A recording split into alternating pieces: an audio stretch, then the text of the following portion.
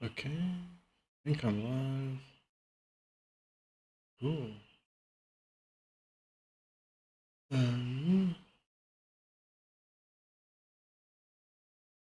But the picture or the website open here for that song that I made. I thought I'd start off with that. Trying to change the size of this a bit because like last time it was a bit too okay. I need to figure out my audio here.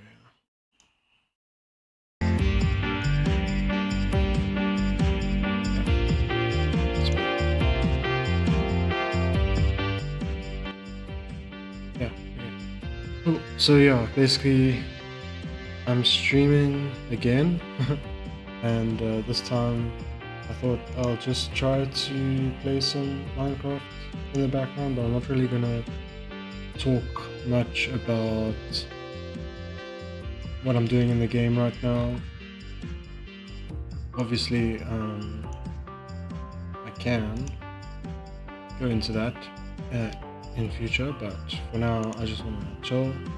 So I'll play some of that and then I'll like maybe watch some videos and react to those, that kind of thing. So that's the plan for today. It doesn't seem like what happened. It's my internet connection, not the rest. Well, hopefully it's not impacting streaming too much.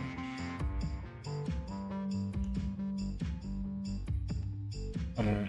I'm not like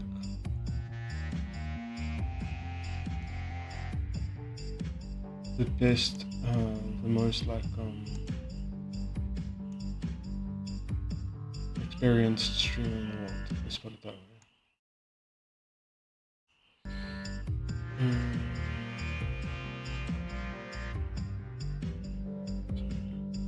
Maybe that will help.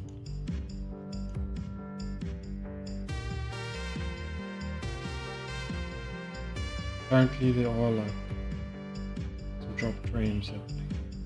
Anyway, so yeah, the idea is to just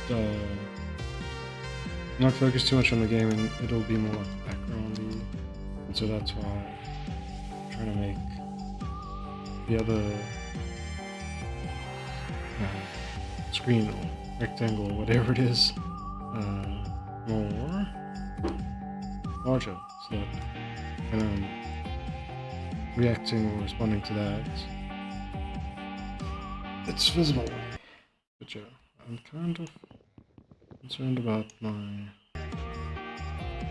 internet connection. I think it's gotten a little bit better,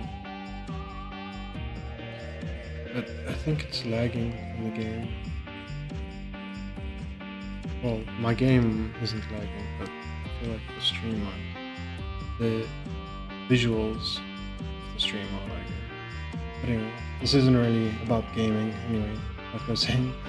It's more like the background thing, because yeah, I thought I'd watch some videos, maybe respond to those. So, I don't even like necessarily know how Twitch works, to be honest.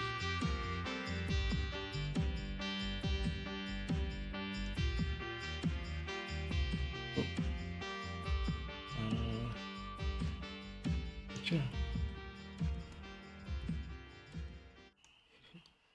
So I guess the plan, not to like ignore the game completely, but the plan with the game was to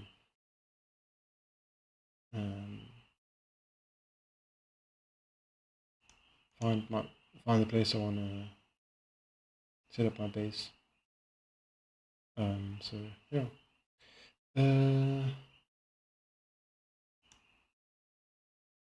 So yeah. Anyway, we'll see how this goes, and hopefully my audio is a bit better, because Like I listened to it again, the last stream again, and yeah, the audio from like the browser was like way too soft, and then the microphone audio was like pretty bad. So yeah, who knows? Minecraft, and I'm thinking of what to put as the title. Minecraft and news discussions. Um, yeah,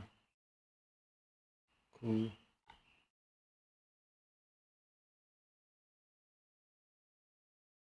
I don't know. Oh, this isn't what I was thinking of. Like, where do you even put like the title of the stream? It's like that's I don't know what I'm talking about. I think there's something like Streamlabs. Well, I'm using OBS, so that's the thing. But apparently, there's like Streamlabs for plugins for OBS that I could use. So maybe that. Okay. Edit stream info. There we go. So it can be like cool, and then tags. I don't know. Uh,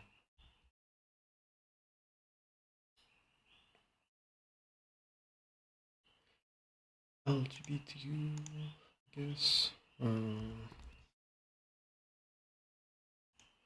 African.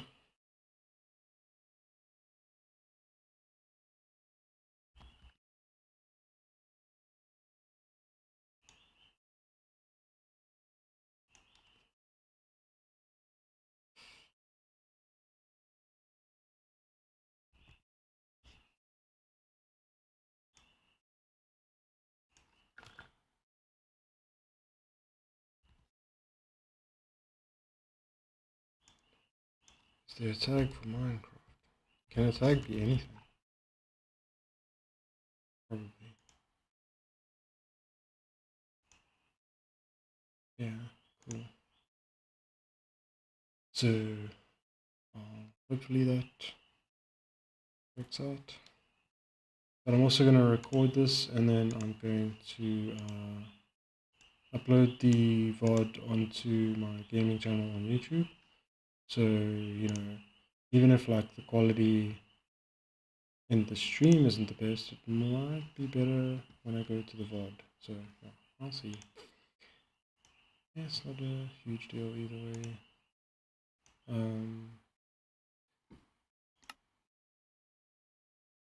First of all, I need to find the place that I was going to build my base game. So, let's figure that out. This was like, I've kind of like just went off into nowhere. Because, like, the other day when I was streaming,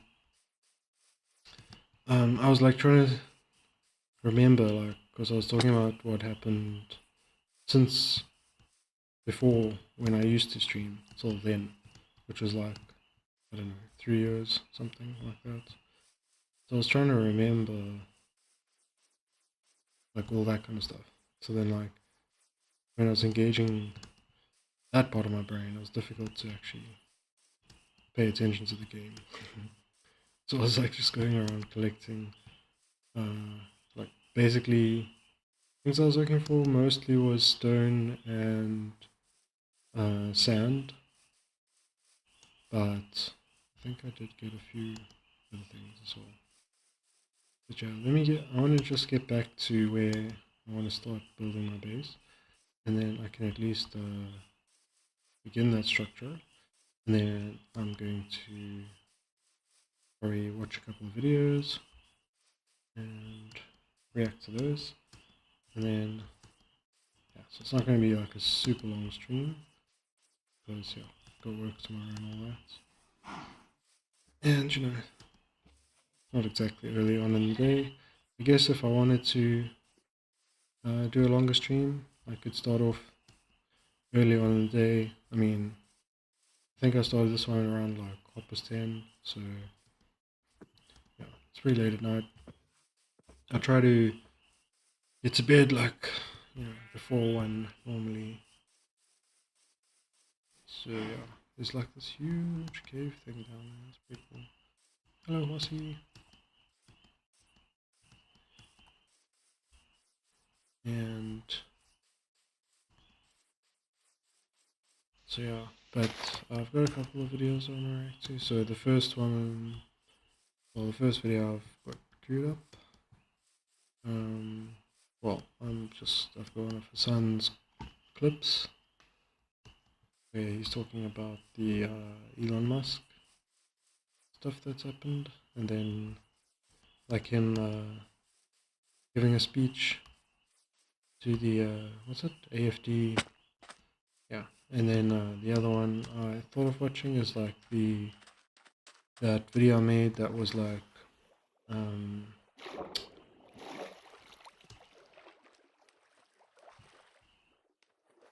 yeah, it was like the spiciest moments of 2024 for the Do Not Worry podcast. Cause like that might be cool to respond to because there's like such a huge variety of topics. It's like a whole year. I probably don't have like a huge amount to say on all the topics, but some of them for sure have opinions. Okay, so now basically I'm kind of there. So I was thinking, coal. Let me get some coal. I was thinking of doing like one of those ocean bases as well. So yeah, it's like when in peaceful, it's like you kind of like aren't that pressurized to build like a safe place to sleep or what have you. I think my pickaxe is about to die. Yeah, but so yeah, it's like I don't necessarily have to like build a base for safety. I could potentially start the proper full-on base. So I don't know. Maybe somewhere like here. Wait, that's so. I'm like a little bit away from where I was before. I think this direction, yeah. So I don't want to be too far away from there. Because that's where I know the underground tunnels are. But yeah, so I've had to do like a bit of work around the house. Gardening, that kind of thing. So I was doing that today, and yeah, I'm about where I'm supposed to be.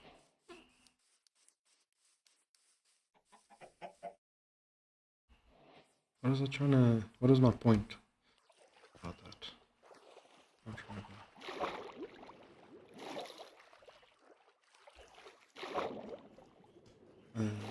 stuff around the house. There, there. Ooh, the other thing, I guess that's kind of interesting. Okay, hang on a second.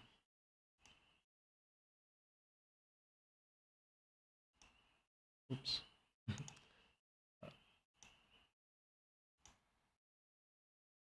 Yeah. I might have to disappear for a minute.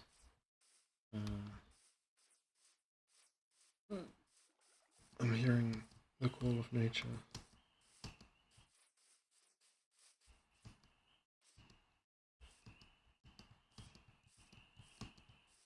Oh, I was saying, okay, yeah, this might be like a good spot.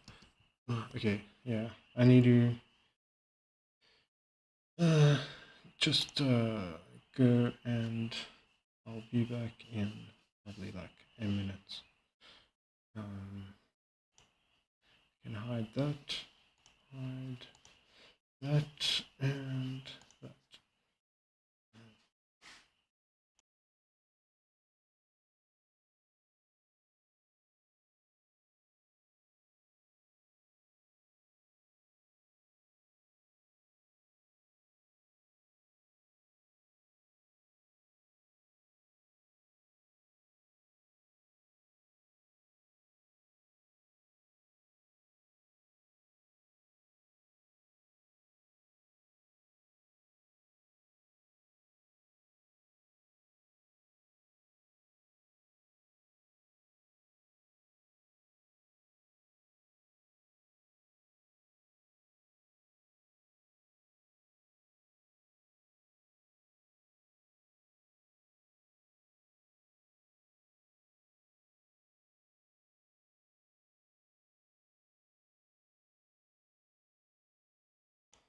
Okay.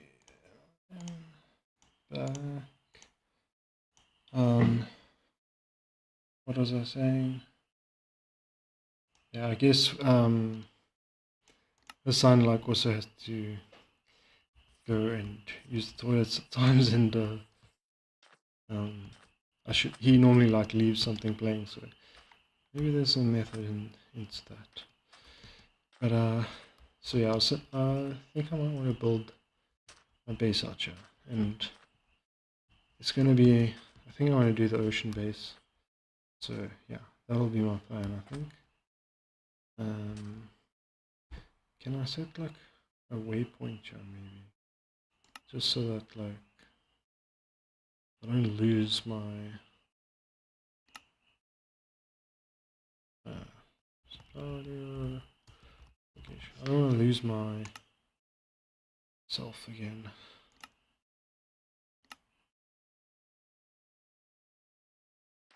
Okay, cool. Yeah. Oh, so I recently was filming a video where I was ranking like 100 different energy drinks, and this one here, the Power Play Apple and Kiwi, this one came 5th. So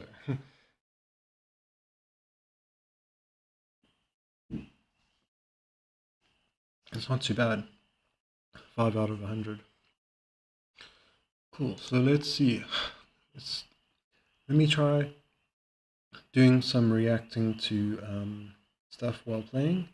See how that goes. I need to basically practice. Obviously, German elections are coming up, right? German elections are coming up, and one of the parties that has gained a lot of motion, gained a lot of momentum in the past couple of years is the Alternative for Deutschland, AfD, which is the neo-Nazi party in Germany. Of course, you can't be openly a neo-Nazi in Germany. It is illegal.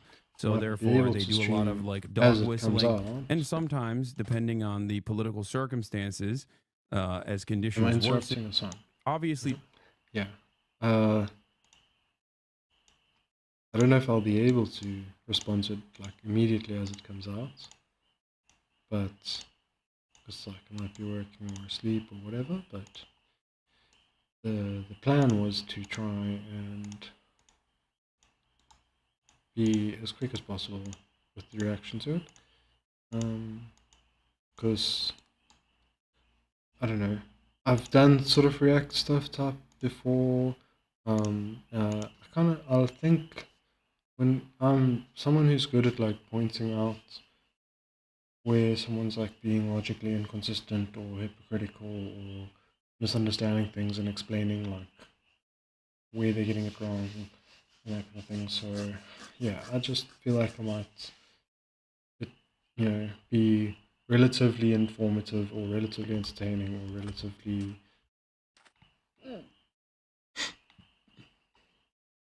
interesting, at least. Like I could offer a different perspective to what maybe other people offer. So yeah, jungle and it's oak, so that won't work. Wait, how do you? Yeah, do I have any more of that oak stuff in here? Yeah, I'll get any of that oak in here. Okay, so let's do jungle, because can you combine planks? It's like I feel like in real life you can. Oh, nice. Cool, because I've got way too much stuff that I'm carrying. Honestly, don't understand. I've been playing like other games or something. It's like I try to use the Minecraft inventory. I always feel like I don't know what I'm doing anymore. But maybe I'll just need to get used to it. Okay, let's see. We can keep some sand with us. But yeah. So anyway, on to the main activity, I guess, which is I'm going to be attempting to listen to Hasan and then pause and react. German elections are coming up, right?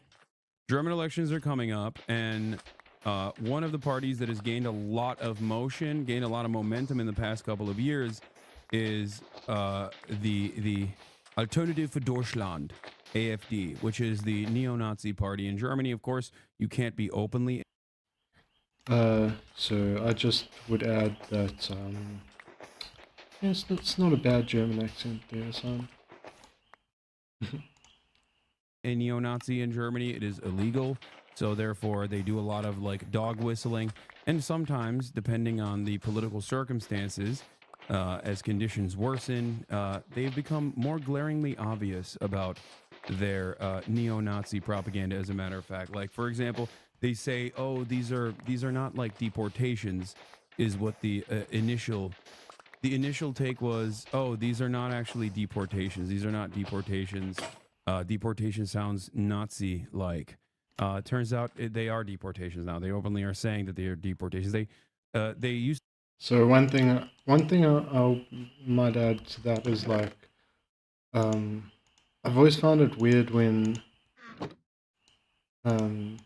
people talk about like or essentially like xenophobia, right? Like not wanting foreigners, like whether it's deporting people or whatever you want to call it. Like at the end of the day, it's you don't want other people around you who are, from a different place or speak a different language or look differently or, and that's something that I found profoundly odd and weird and strange, because it never hurt me to meet someone different from me. It's never been a threat to me, and obviously I think it might be important to keep in mind that the concept of whiteness, because people often talk about race and they're just like, oh, this guy's like, I don't know, the German race or what have you, and oh, what race are you? Oh, I'm white. But white isn't real in that, it's not a genetic thing. There's a variety of different like ethnicities that have pale skin, and whiteness itself is more of a club, and so the certain pale skinned people from like history or what have you used violence to gain like control of key resources or land, positions of power, and then over time that just like funneled wealth from other groups to that group, and then so it was kind of like, you could say, like a union of pale skins in a way, because it's not everyone with pale skin, but that was in on this. Anyway, the point I'm trying to make is that it's not natural. So in an ideal world, there wouldn't be such a thing as a white person, because whiteness itself wouldn't exist. The only problem why we can't just ignore it today is because of, like I was saying, that historically there's been a transfer of wealth, and so that results in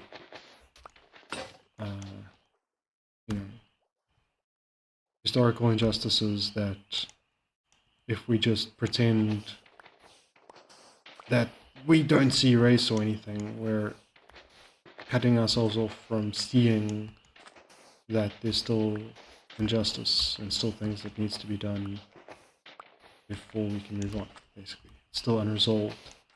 There hasn't been sufficient reparations or reconciliations and all that. And so if you wanted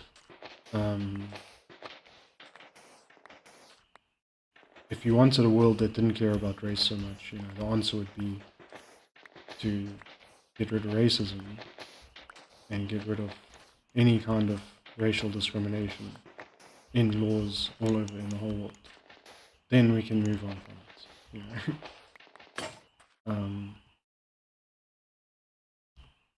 And in that same moment, we won't talk about being white anymore, because it won't have any meaning anymore. So we'll might talk about which part of the world we originally came from, but it wouldn't be some umbrella term that applied to even peoples that weren't historically or whatever one group, you know. It's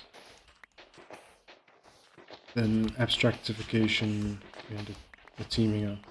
So anyway, so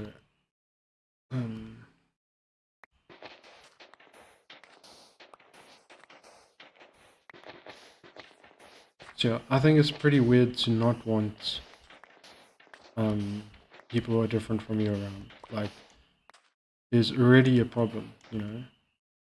Forget what they want. Like, okay, obviously there's more bigger problems and all that because it's like, you know, they want to hurt people and stuff like that. So I'm not trying to imply it's the biggest problem, but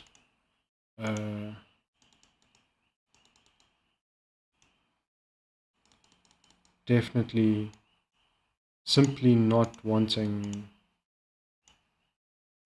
people of a different culture or a different race or a different religion or whatever to live near you or to be in your own country or community or like that on its own is enough of a problem. Like, if that was all it was, if it was just a desire in their hearts and nothing more, no one ever spoke a word about it, and no one tried to make it happen, and no one, it just stayed in their heads only, it would still be bad, because it's weird, and it's more says something about you than the people that you don't want to be around, you know? Like, something isn't working properly in your brain, obviously. It's like, do you see like, nah, I'm not gonna go there.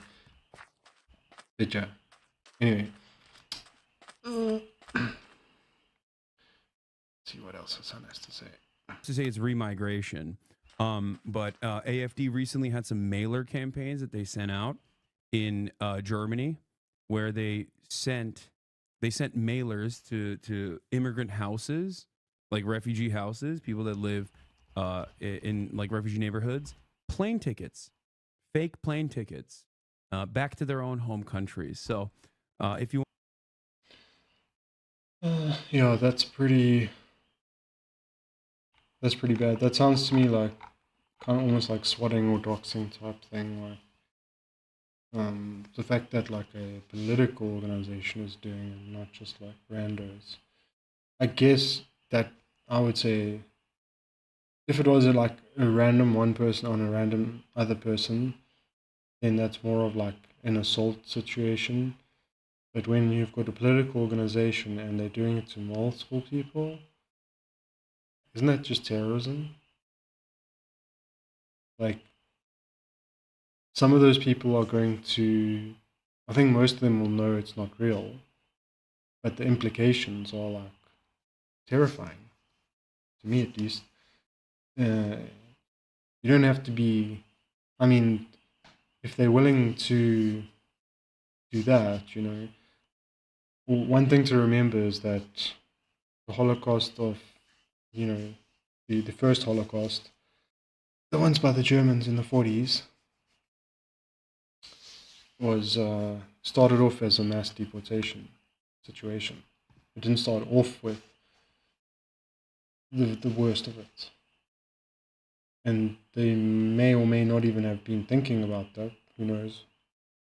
But they definitely sold it as simply deportations. But, you know, at the end of the day, the logistical, if you have enough people, like if you have 1,000 people and you're trying to kick out 2 of them, you might be able to do it without causing too much trouble. If you're trying to kick out like 200 or 300 or 400 of those 1,000 people, you're going to destabilize the entire scenario and situation. There's going to be people with lives interchanged and people, so then also, so that means it impacts everyone, but also then they tend to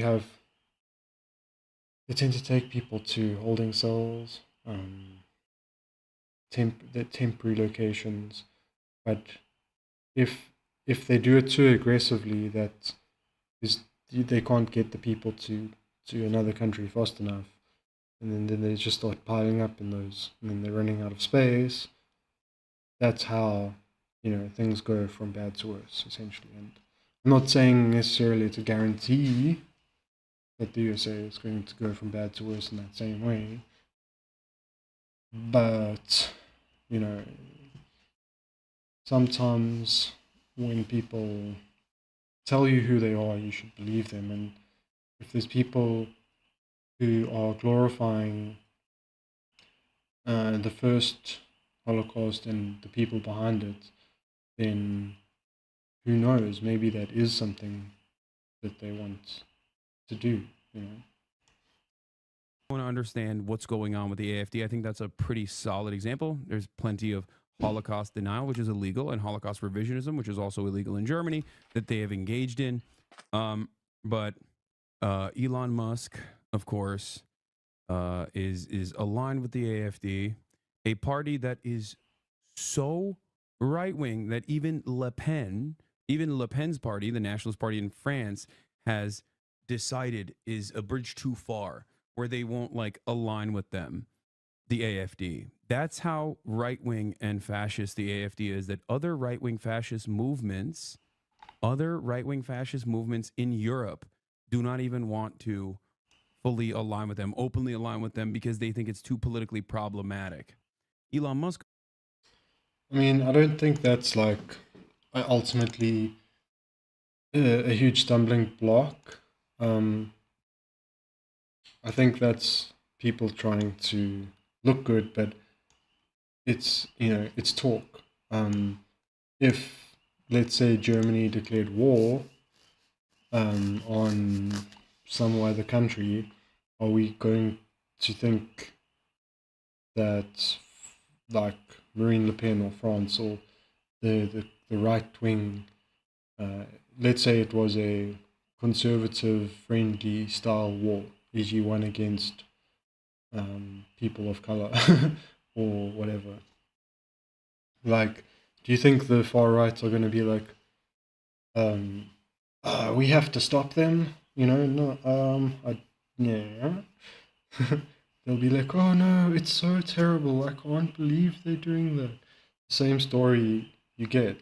How many fascist countries are there in the world today? Where the far right are in power. The USA is one of them now. But you could argue it was before Trump as well. But most of the countries in the world just sat around doing nothing when Israel was doing not the best things. To have the most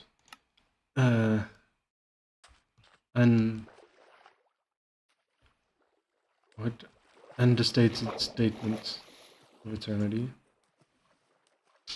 So to me, it's it makes me think of World War II, and a lot of times people get confused about World War II because they think that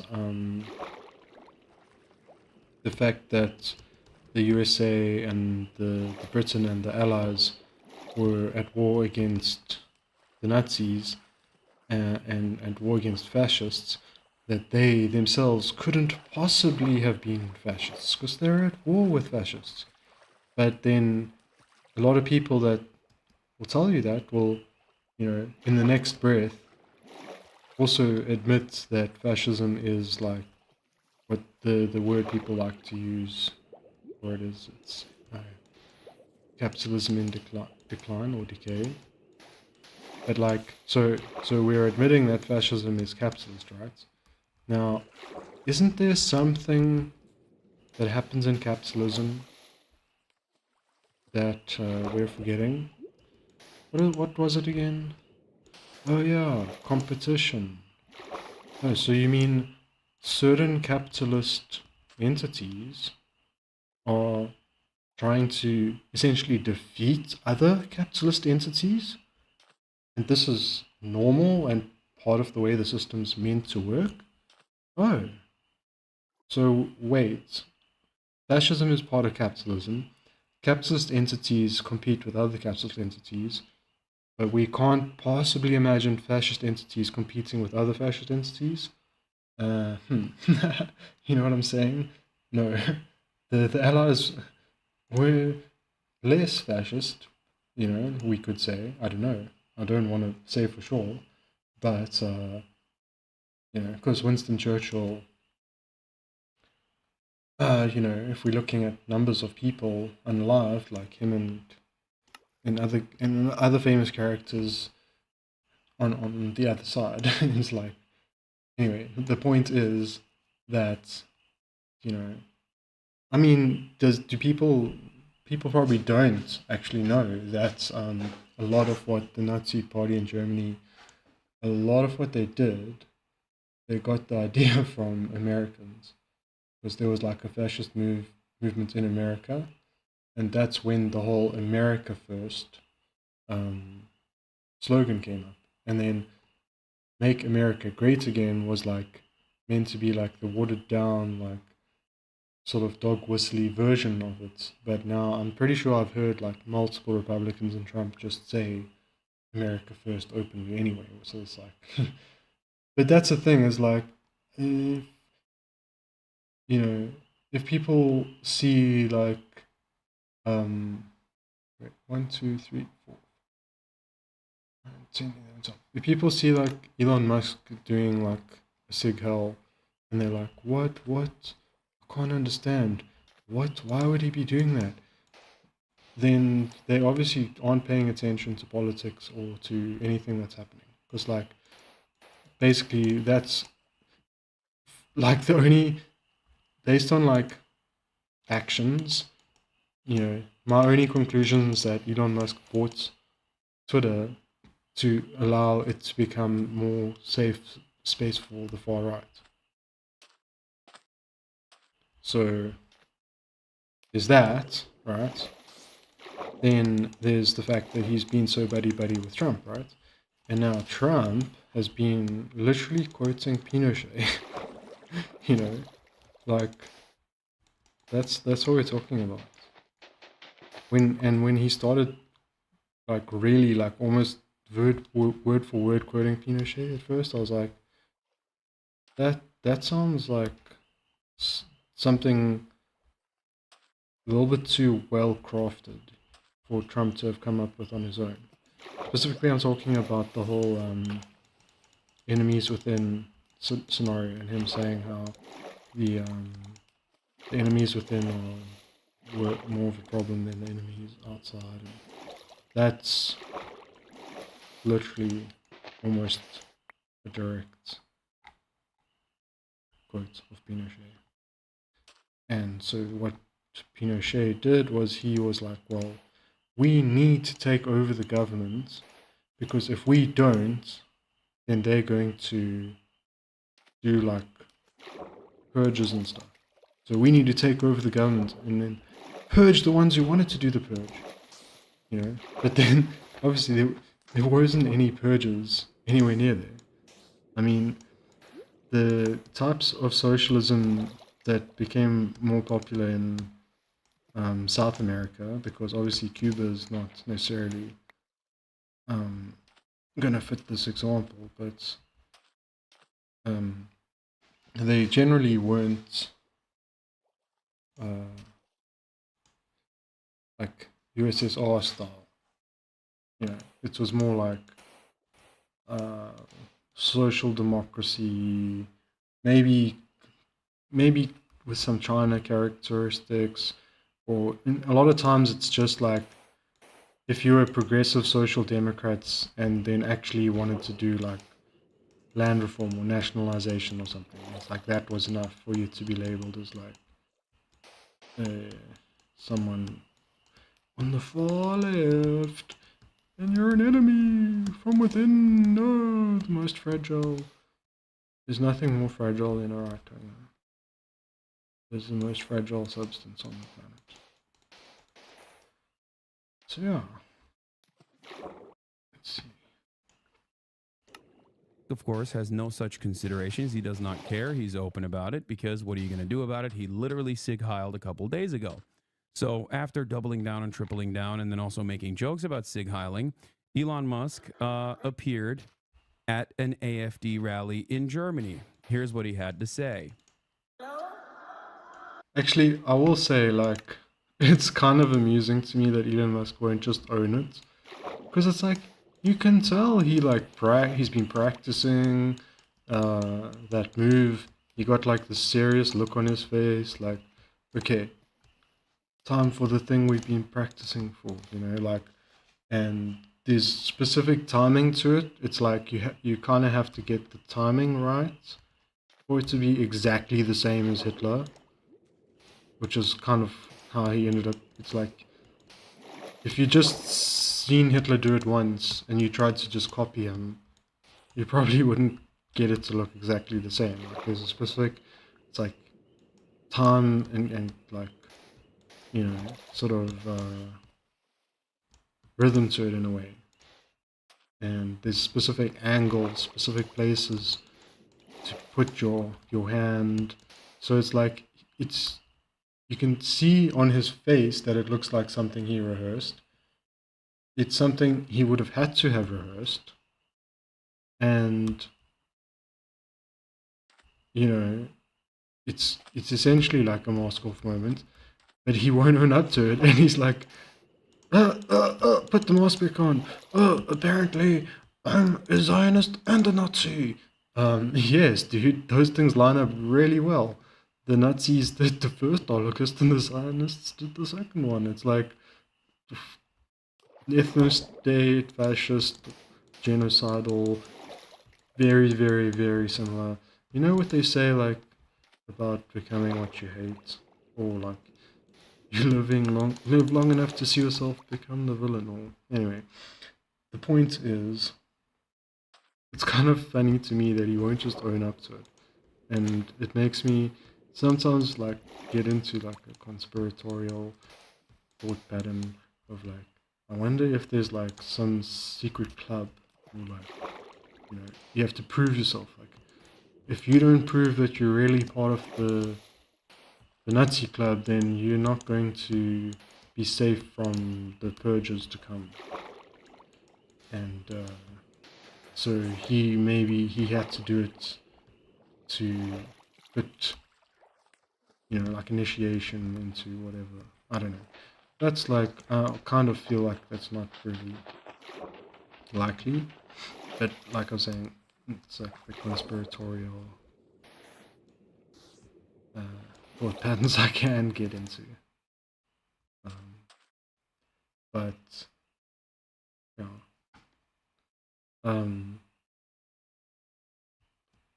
But one more thing I wanted to add before I forget is that like it seems to be that like at a certain point, when I guess you could say it's like when fascists have like kind of properly taken power, and it's not just like they have a lot of influence, but they're actually like able to start implementing their agenda. They have like enough power to just do what they want to do, which seems to be where they're at in the USA. What I like to think or consider in those moments is that you don't tend to have like those types of situations end in a vote. Usually they end in hopefully peaceful style revolutions, or sometimes what happens is external, forces intervene because maybe they see sort of like human rights violations and stuff going on, and getting pressure put on them by their own populations not to just do nothing as that happens. And so, yeah, essentially that is why I would say to somebody, because even when it's solved through like a peaceful style revolution or from external intervention, like was the case with Nazi Germany, in either case, there's kind of two paths to take. One is there's two good paths to take, and then there's a third not good path to take. So the good paths to take is obviously to be a resistance, and that's obviously the most noble and heroic and wonderful, and there's so much romanticism and hype around it, so I don't need to sell it. And if that's something you're game for, you can do that. And obviously I'm talking about peaceful resistance here. I would never condone anything else. But the point is that there's like three paths. So there's resistance, there's going away and not being resistance, and also not being victim, and then there's like just being victim. And so, if I had any advice to give people in the USA, especially if they feel like they might be in a particularly unsafe demographic, that there's no shame in leaving. Like, don't feel pressured by people to stay in fights or whatever. Like, your limits and you know where you're at. And I think we have to have enough, like, goodwill, good faith in people that if they do leave a situation like that they're doing so because that's what they need to do. It's not a betrayal, it's a way to make their life go forward in a way that matters most to them. You can't ever expect someone to give their life. You only have one. If you think it's worth giving up your life for something like your country, that's fine for you to believe, but you can't expect other people to agree with you. So they should be free to disagree if they want to. And if they feel like their life matters more than something like a country, or they don't feel like they'd be able to do much in that type of situation, like not everyone is cut out for conflict, and not everyone's cut out for hiding, all those things that come around with it too. And, so it's totally fine to just go put yourself first, and then you might find somewhere you can establish yourself, and you'd be able to, get yourself anchored, set up, organized, and then if it gets to a point where other people are needing to also seek refuge, then you've got a safe place for people to come to. And so that's also important, and so nobody should ever dictate to anyone else how they should respond to a situation, especially one that could potentially have life or death, or at least life in prison, or many years in prison, or some amount of prison anyway. Like, And if people want to go somewhere, like go to a country that is going to have legal protections for them, for their identity, for who they are, they want to go to a country where the people who live there are going to be okay with them being there, happy that they're there, instead of wanting them to leave, and they'll be able to have a more meaningful life. Like, there's also like a mental talk, and like, I know people say like not everyone can leave, and it's like, to some degree that's true, but at the same time, like, have you seen what like people from like places like Venezuela go through, for example, to get into the USA? And it's like, have you actually tried something like that to get out? Because, you know, is it like you can't afford plane tickets? Because it's like, it might not be a convenient, safe, or convenient or simple or easy way to do a thing, but that doesn't mean the thing cannot be done. I just need to check. 1, 2, 3, 4, 5, 6, 7. I need 7 twos. 1, 2, 3, 4, 6. I need. Yeah, there's 7. Okay. I guess I'll continue. Can you hear me okay? Yes, we can hear you. Unfortunately, I can't. Germany is having a terror attack literally every few weeks, to be fair. Yeah. No, you're right, man. Totally. What is this argument?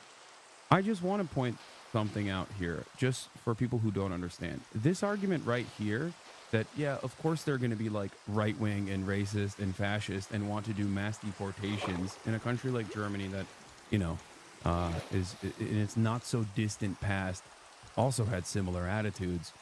You have to recognize that when you say, oh, of course, there's a reasonable reaction, you're basically the same as them, okay? You're basically the same as them, because... Wait, who's saying it's a reasonable reaction? Who's saying that? I agree with Hasan. If you're saying it's reasonable, then you are the same as them. There's nothing reasonable about that.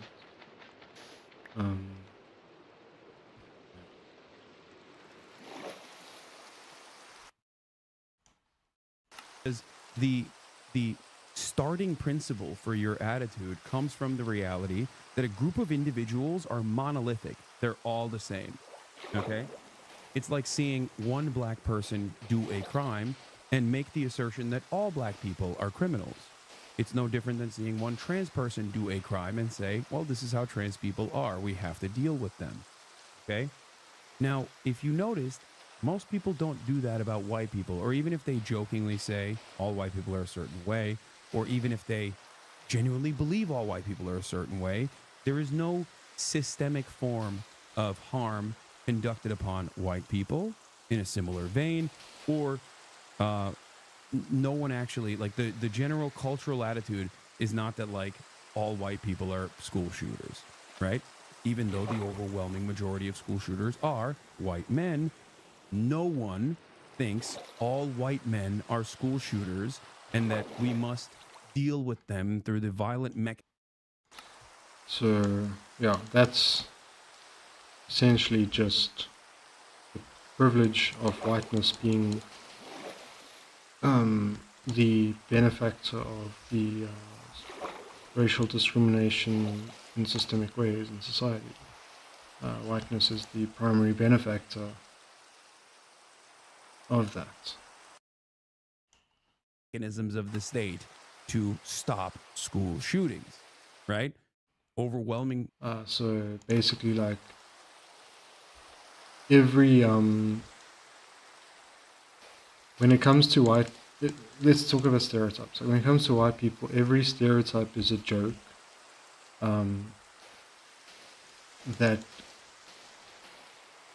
or the stereotypes that sort of white people tolerate, let's say, are generally jokes, but not ones that pack any kind of like implicit threat behind them.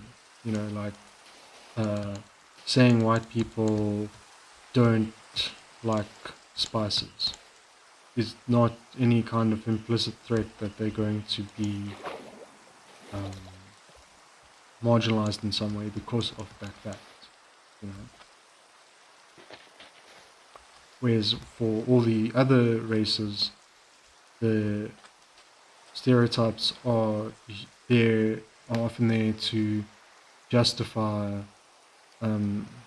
discrimination, and the jokes are there not to be like, oh, look how silly us silly goofball whites are, but they're like, oh, look how inferior that culture is, or whatever. So that's the way whiteness tries to separate itself and tries to imply, white supremacy and whiteness are essentially the same thing, but whiteness tries to imply that it deserves the privilege it has because all of its flaws are silly goofs, but all the other culture's flaws are serious mistakes, and this race has got this huge problem that if they do this and then that race is a huge, and it's like, no, bro.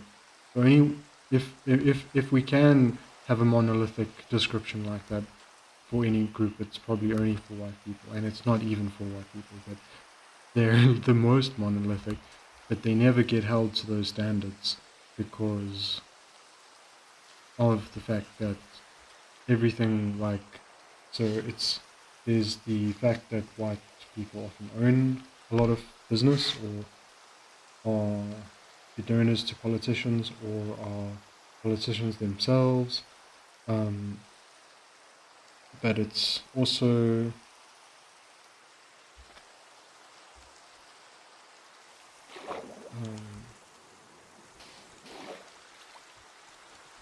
like the way people are sort of taught and like raised with propaganda and stuff to believe certain things that may not necessarily initially seem to them to be racist, but once you've unpacked it, you find beneath the layers that it is racist, and it's very difficult for people who are raised as kids in like a racist family to tell which of the things that they're taught are racist and which aren't, because the racism can often be like super subtle and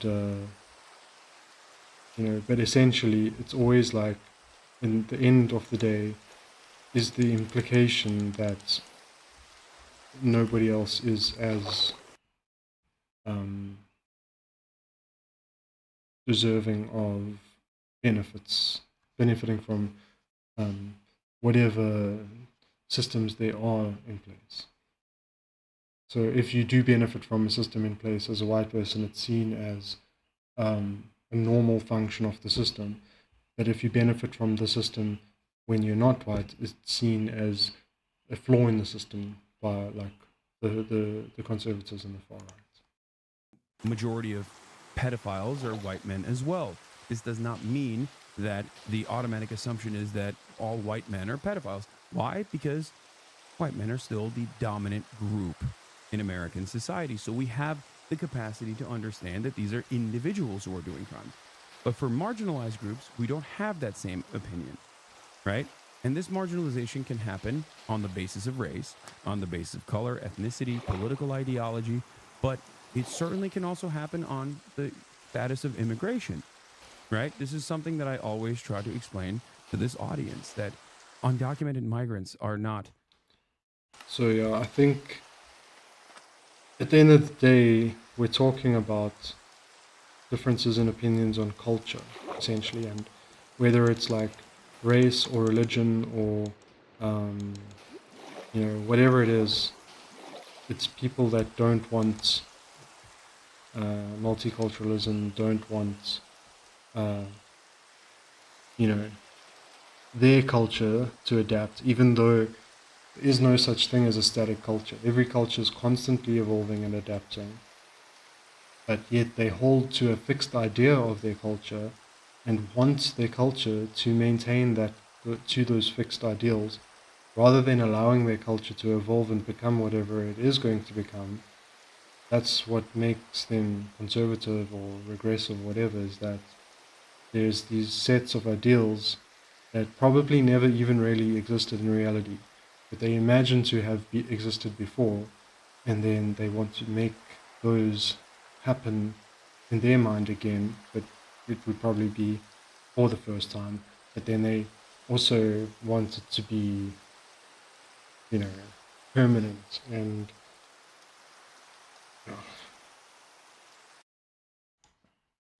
responsible for a large share of the crimes. They actually are responsible for less crimes per capita than natural-born U.S. citizens. But this does not mean.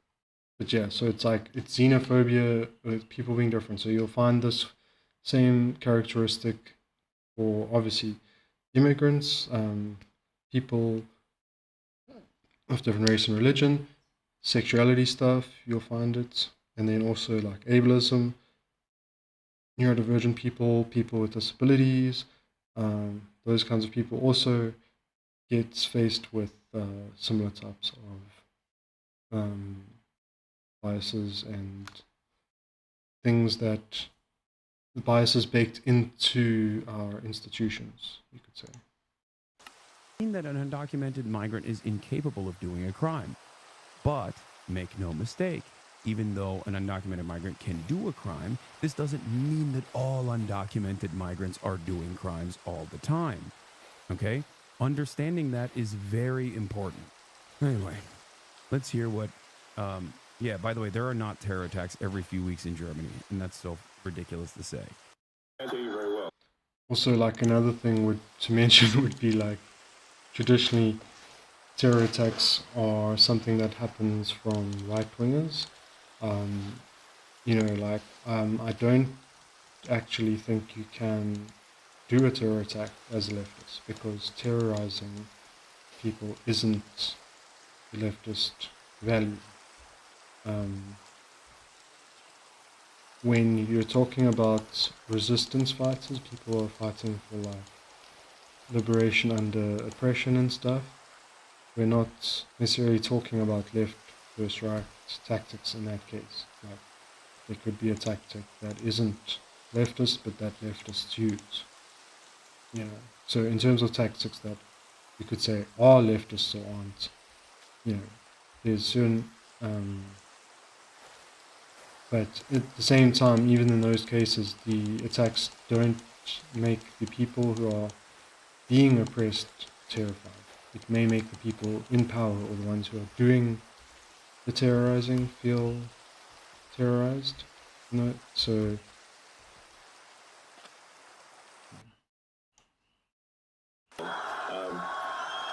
hopefully, wow. Hello everyone. I hope you can hear me well. The audio I'm hearing from my side is I can't hear you. So hopefully this is coming through. You please confirm that you can hear me okay? I don't know, raise your hand or something. Okay, all good? Okay, great. Well, first of all, I wanted to really say that I'm very excited for the AfD, and I think you are really the best hope for Germany. I think some things that something I think that is just very important. Who cares, man? Jeez, who cares what Elon Musk thinks? If Elon Musk thinks something is the best for your country, you've got a 99.9 recurring chance that it is not good for your country at all. Is that people take pride in Germany and being German. This is very important. Now, let's stop him right there. Why? Okay, so first of all, why? Why be proud of your nationality? Now, you can be proud of your culture, but there's a conflation being made between the people's culture and the nation here. Your nation and your culture are not the same thing. You could say Germanic people, but that's not Germany,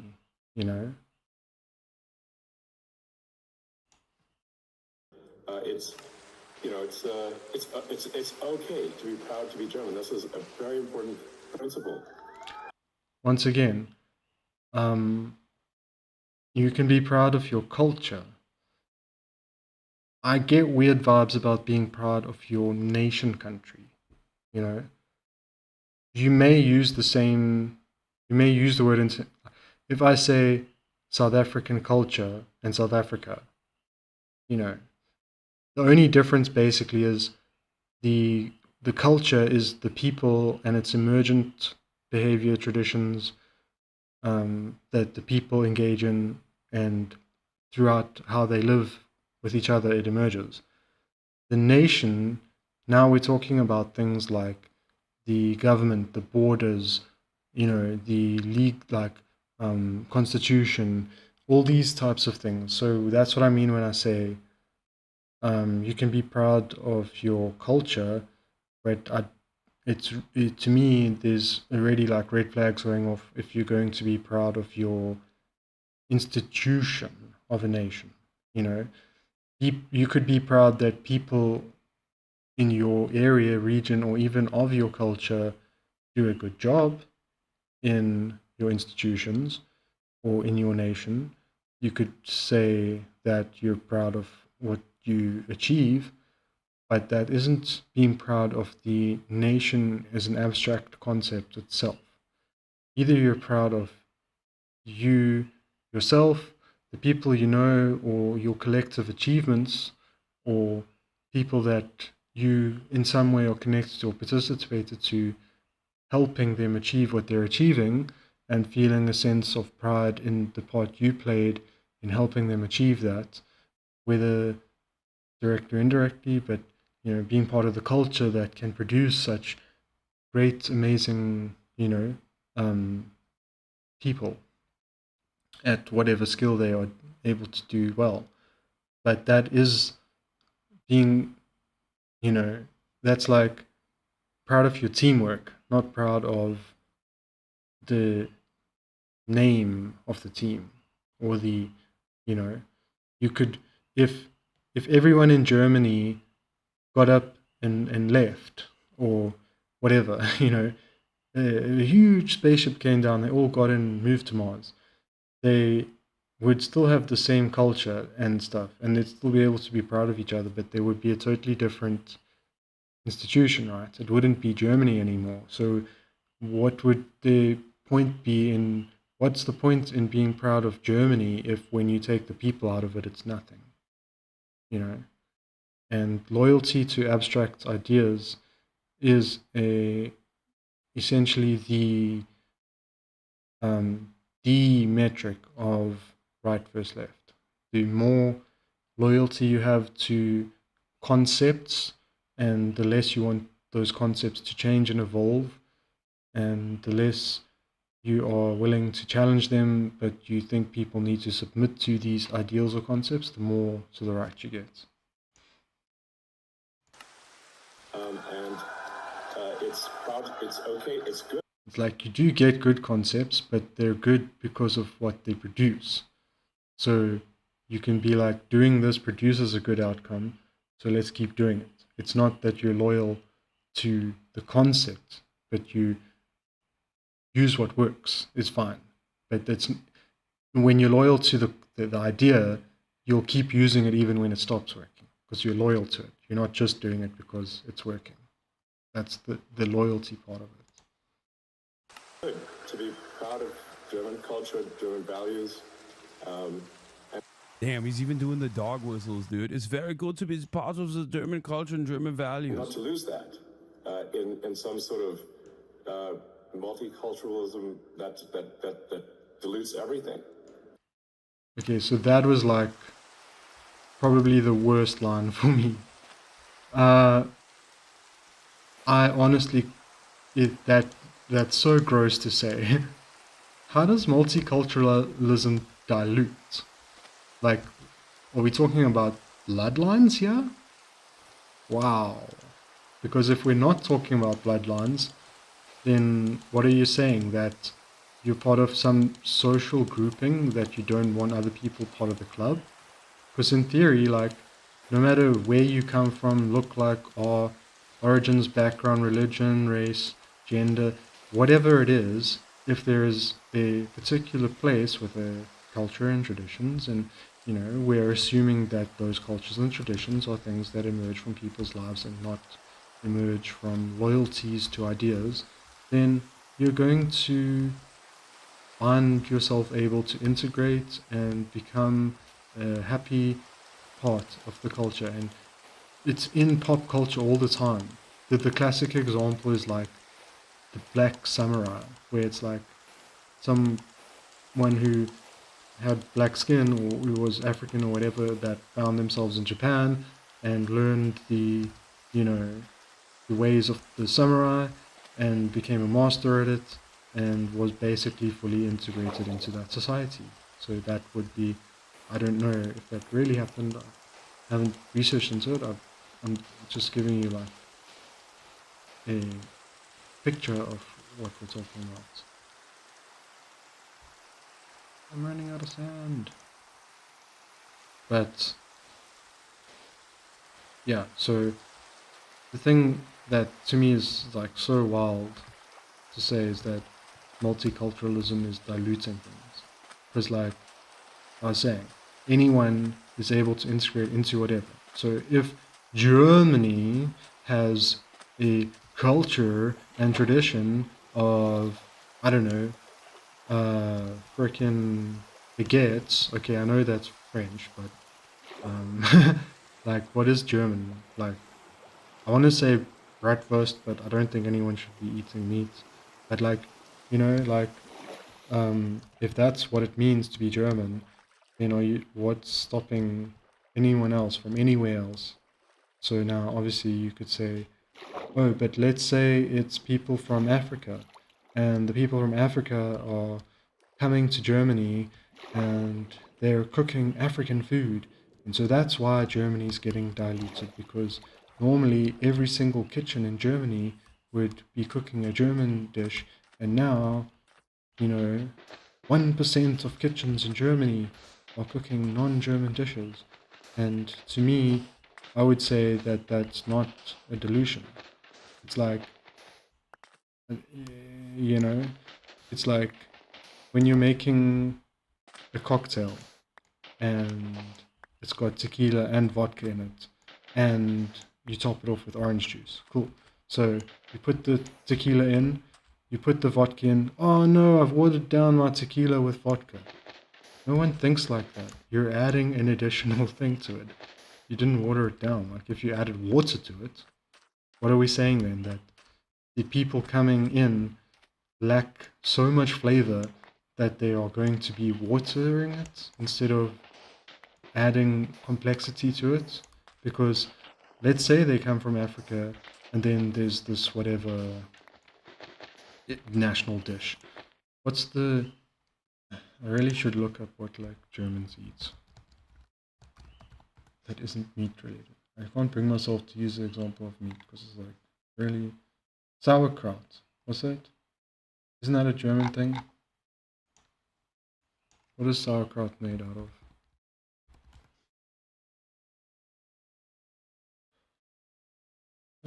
Cabbage, salt, yeah, sauerkraut.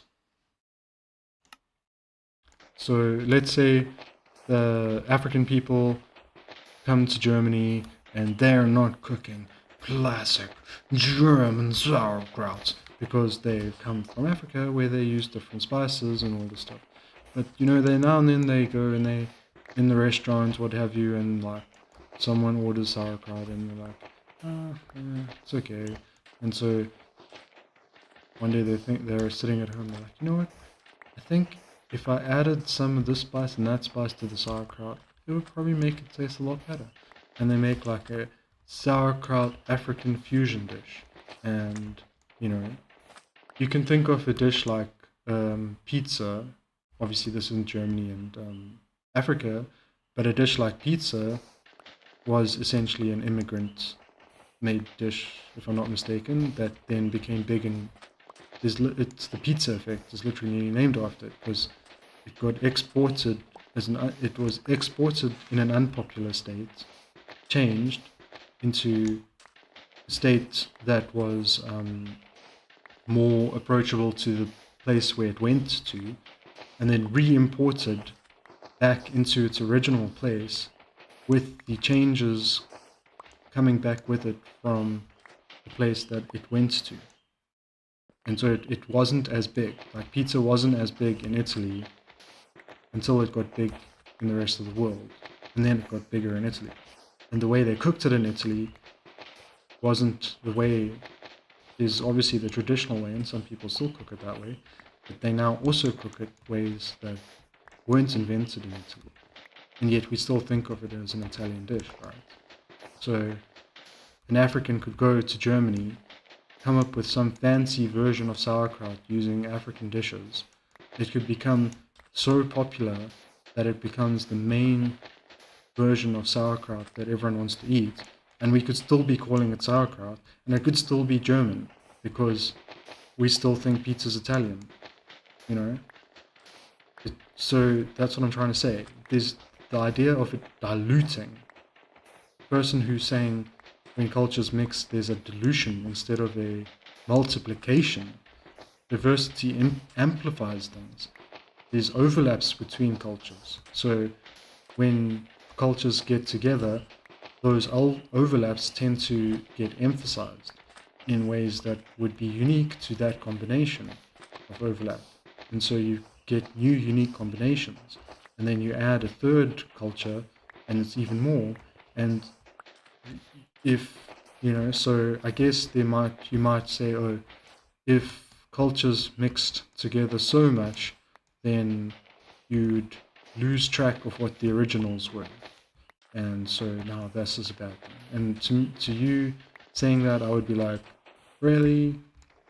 Are you saying like we come up with like a flavor of candy, and then maybe it sucks, and it's like, it doesn't matter if it sucks, and we've come up with 1,000 better flavors. We have to still keep eating the flavor that no one likes because it's the first one we came up with. It's like, you know what I'm saying? Like, yeah. So, also, we have textbooks, history, the internet, everything. You can go and figure out what the original was. If people aren't doing it anymore, who cares? People aren't making freaking horse-drawn carriage trips across countries anymore. People aren't like, I don't know. There's tons of things we don't do anymore. Why do we have to always keep doing the same things forever? If people stop doing a thing because if there's 100 Germans in Germany and 1,000 non-Germans move in, and no one in Germany does any of the things the Germans do anymore, and even those 100 Germans that were there stop doing it, like, there's still nothing lost. Nothing has been lost because there's history, so you can still go and look what it was like when it was just them. So what? The fact that it's not being done anymore, so what? Why does it have to keep... Why do these things have to be immortal and live forever and not change? And, and who decides? Because at one point, these, like, German was more than just German. Like, it would have been a few different, identified clans or groups or tribes, and came together. And it's like, where do we decide? Shouldn't we then go back to saying the tribes? Or, you know what I'm saying? It's like you can't define it based on these arbitrary abstract labels, because these arbitrary abstract labels are themselves so ambiguous and immaterial. Like,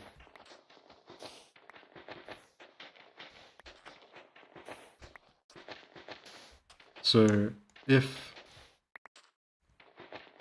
yeah, and then once again, another thing is like, think of like medieval, what do they call them? Renaissance fairs. Think of Renaissance fairs, right? Think of people who do Civil War reenactments. It's like, if there was something particularly German, and nobody else did German as much as the Germans did the German thing, they could still do their German thing. It just wouldn't necessarily need to be the thing that the whole country did and was defined by it. They might have to do it on the weekends at a carnival. They could go full German or whatever, traditional German or what have you. Like, you know what I'm saying? Like, what is really lost? Society is really lost out on the medieval age. No, we've moved on beyond it. And the people who liked the aesthetic or thought it would be cool to dress that way still can. So yeah. This the thing is, like, right-wingers will not be able to follow logic to its conclusion because they'll get to a point in the chain where they have to either commit to making an unethical judgment or dodge it, change the topic, or move the goalposts. Because at the end of the day, it isn't a genuine, authentic movement. Because you are trying to control things and not allow them to progress the way they are seemingly going to progress, and there's a resistance to change and all that kind of thing. Let's see what else Hasan has to say. You know, I think we want. Yeah, you know who else said that? Adolf Hitler, dude. That's crazy. Okay? This is crazy. And it's also one of the only places where I can literally make this statement and have some of the people in that room be directly related to Hitler and his generals. Okay? This is the one room, dude, on the planet. This and Argentina are the only two places where you can be like, this is sus. Your fascist movement is directly traced back to, by lineage, the former fascist movement, okay, that had to be stamped out. I don't know so much about this classification that it's only Germany and Argentina. Like I was saying earlier, Germany did get a lot of their ideas from America. The UK, if you go look at what they were doing around the world. What I think it was Belgium did some shit in Africa. Britain did some stuff in India, or in that area around India. And India, I don't know if it was just India. It could have been India plus other places. But my point is, like, then these were done in very fascist ways. The Americans had, like, concentration camps for Japanese people, as far as I know, in, like, World War II or something. The Americans had terrible treatment of the USA settler colonists treated the indigenous American people very badly and put them into various types of different forms of captivity and stuff as well. So, yeah, yes. What Hasan is saying is to Hitler or to the actual Nazis themselves. But my point is that even those Nazis themselves weren't an isolated thing. It wasn't a thing confined to Germany. Germany is the one that popped off and actually tried to follow through and enacts a lot of the stuff that those types of ideologies were, encouraging and promoting that type of action. Obviously, because it's hate and bigotry and all that based, and there's a certain amount of desire for kind of materially subjugating people that you feel like are inferior to you, blah blah blah blah blah.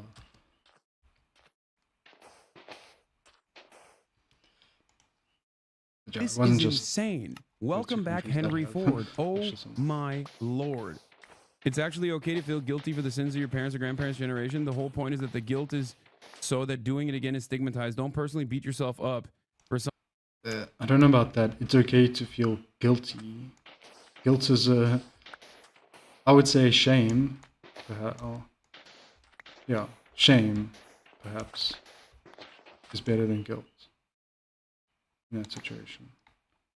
You don't want to feel guilty because that implies you're to blame, right? Or you have participated in it. But you can be ashamed of things that not even you did. Something you didn't do, but don't wash it away either. Yeah. I think, like, don't feel guilty for the sins of your father while also engaging in the same acts, or also gearing up to commit the sins of your father, is a devastating thing to say. It is really damning. And it's yeah, and House Bolsonaro is correct. This will...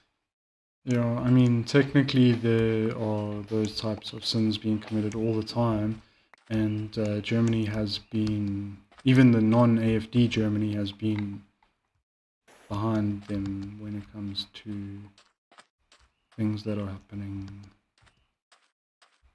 where, yeah, basically, you could say the IDF, Germany has backed them quite a bit, and the sins of the father have been happening there.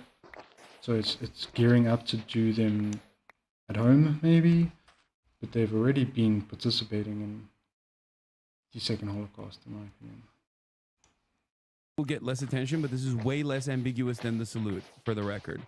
Telling an entire group of AfD neo-fascists in Germany, I think there's too much focus on past guilt in Germany, and we need to move beyond that. Children should not feel guilty for the sins of their parents, their great-grandparents even, is in... Yeah, obviously that is...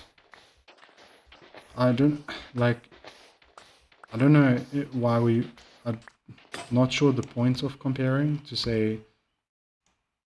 It's like the Nazi salute, it's like, to me, they're complementary, and I can't judge, maybe I'm wrong to not be able to do that, but to me it's like hard to really say it's worse. To me it's like it's the same thing. I don't see the difference. It's the same thing in two forms. Like the Nazi salute is saying that it's saying the same thing, but maybe saying it in words. But I don't know, because a picture can speak 1,000 words, and it can imply a lot that the words didn't say. Insane. Okay? We want to have unique cultures in the world. We want to have people that have we want to have unique cultures in the world, right? So every culture is going to be unique because it's made up of unique individuals. And so the implication that a culture will not be unique, or that, or even the implication that two cultures can be the same. So now I understand the idea of a, so to speak, monoculture that people like to discuss how, but to me that is kind of not really a thing. Maybe to some degree, maybe it was more a thing in the past. But, you know, I think of times when, like, Christianity seemed to have its hooks in the entire world. And, you know, everything was satanic. And, you know, Pokemon and all this, like, I feel like there was a sort of a purity, conservative, like, moral police type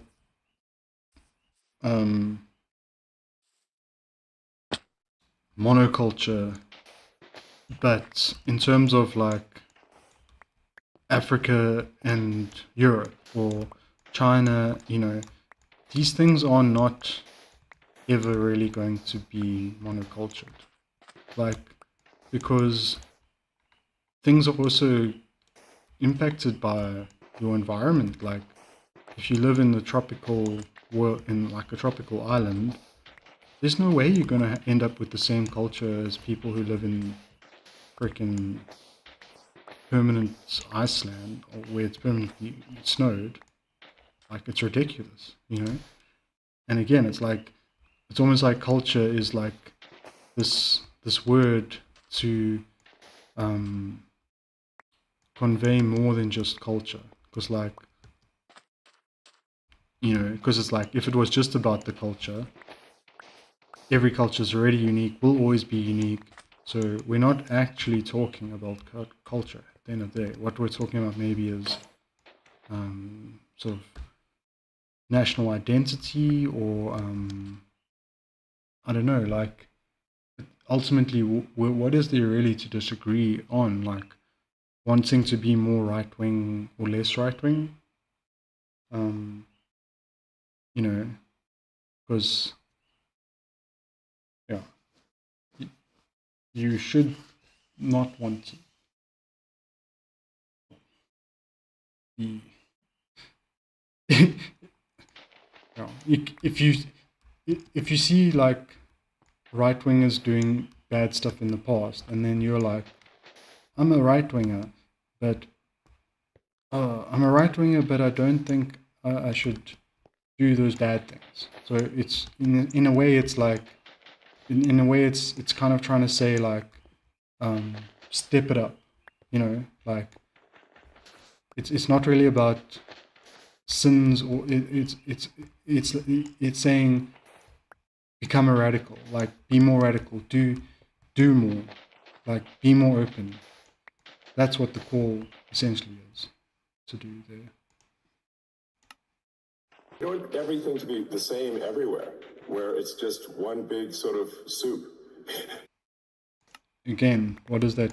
What are we talking about? Because there are certain things that should be the same everywhere. Like, everyone should have sort of the expectation of not being murdered, human rights, or there's certain things that should be everywhere, and then there's other things that, aren't and never will be everywhere.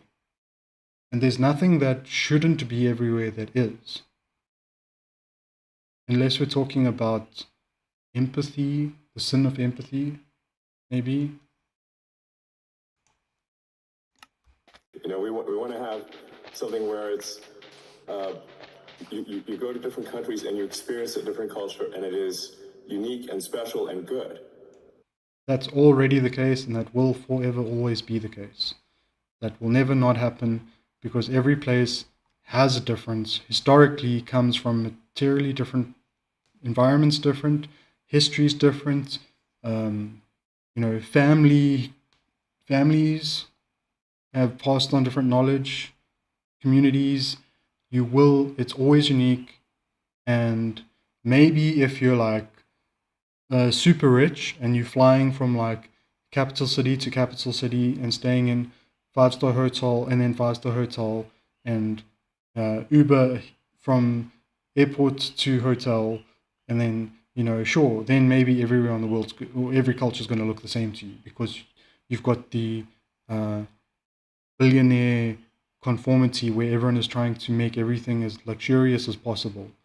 So for his personal experience of things being the same, there's probably more to do with him being so rich and being able to afford the best of everything, and the best of everything, and they'll just fly it in from ever. So whatever the best alcohol is in the world, doesn't matter where in the world you go, if you're rich, they're going to give you the best alcohol. Whatever the best toilet seats are, whatever the best beds or linen, everything the best. So your life will always be all the same everywhere, because you're so rich, and you always have the best of everything. And that's always going to be the same to you. But for normal people, everything is always different. I can literally walk to different parts of my city and the culture is different. Never mind different countries. Who goes to different places and the cultures are the same? That, like I'm saying, this is fantastical. This is not something that happens. And even if let's get real. Like, let's talk about if we have a real example. So a lot of people came to South Africa, to Durban, who are Indian, from India. There was a combination of like, some people may have been like coerced into it or even forced to move, and then others came for the opportunity of it, but also when they arrived, not treated necessarily good by like white populations. And then there's a whole lot of history and stuff that I don't necessarily need to or want to get into. But the point being is that you do get areas in my city, because of the apartheid segregation, where they were forcing people to live together, and then they took everyone who was Indian and they were like, you all go live there. And then everyone who was like black you go live there, and if you're white, you can live there. That was the type, like redlining on race, like all that. So it hasn't. Now people are able to like move around, and you can buy a house in any area you want. But just it takes time for things to move, and so a lot of suburbs are still racially segregated from that momentum, and so you can go to places in my city that are essentially like 99% Indian. And then I've also worked with people from India who grew up, lived in India all their lives, and then came to South Africa to work at the company I was working at. And so I've been able to experience both, Indians who born and raised and lived in South Africa, and Indian people who were born and raised and lived in India, and they were different. And there is an overlap, obviously. There's lots of overlap for sure. But the cultures aren't 100% the same. They just aren't. And so even in the case of you having like a majority of an area being Indian in India, and then so much, in Germany, we could say it would have been like, let's say it's like different to the type of way people moved before, obviously, but it would be less of a problem, I would think, if people were moved in a less violent or coercive way or whatever. So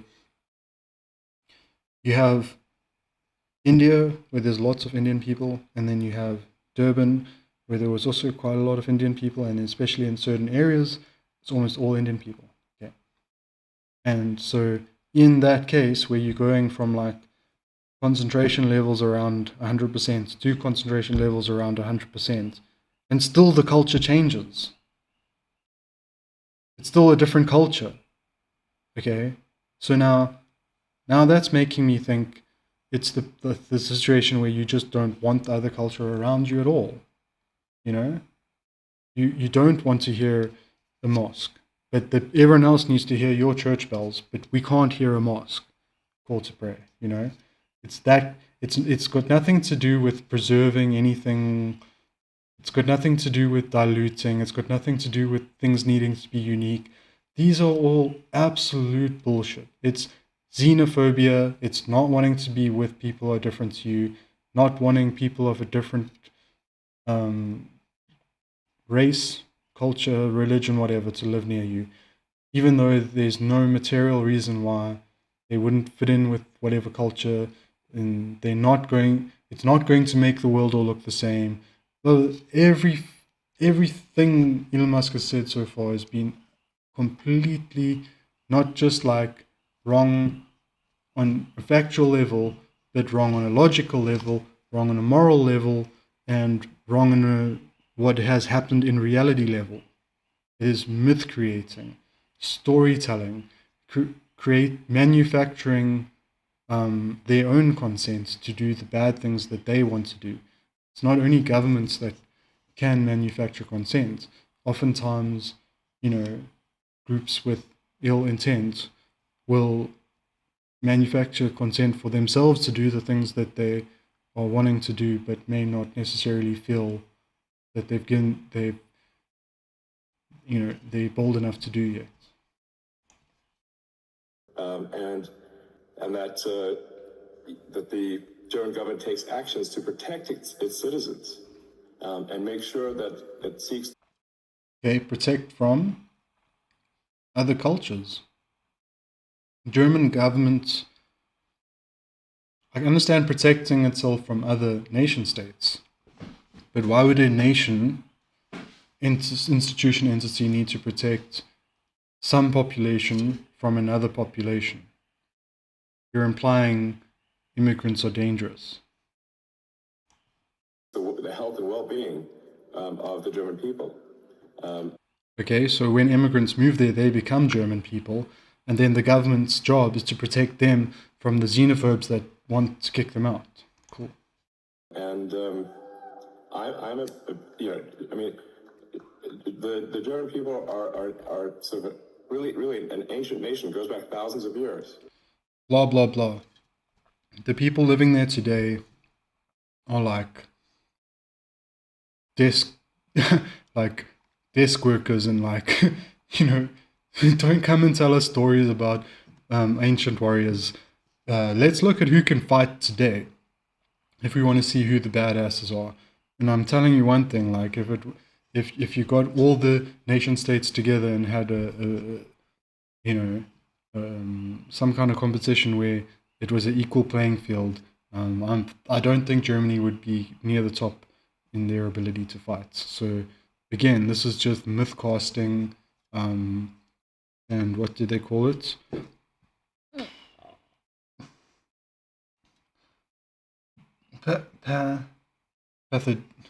Pathogenic, no. Paleological, I think.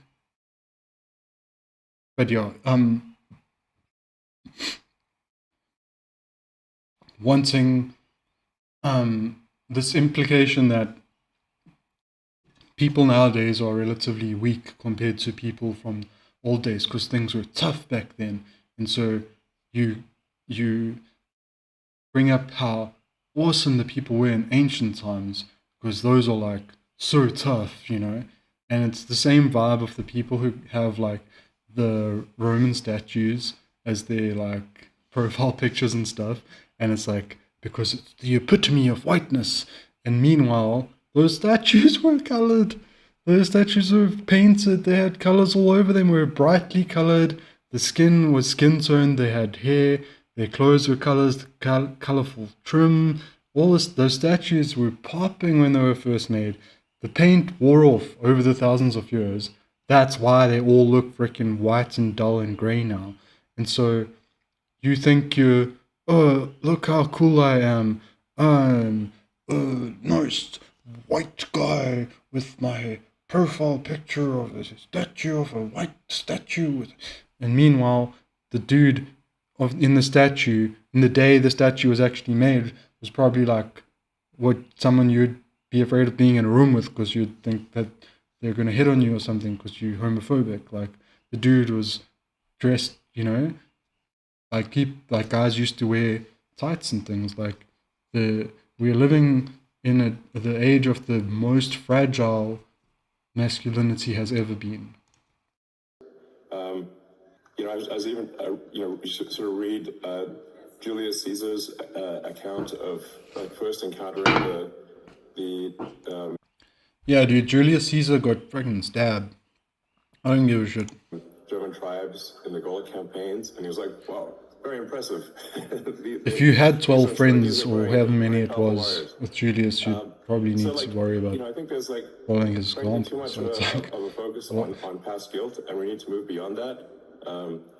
Children should not be guilty of.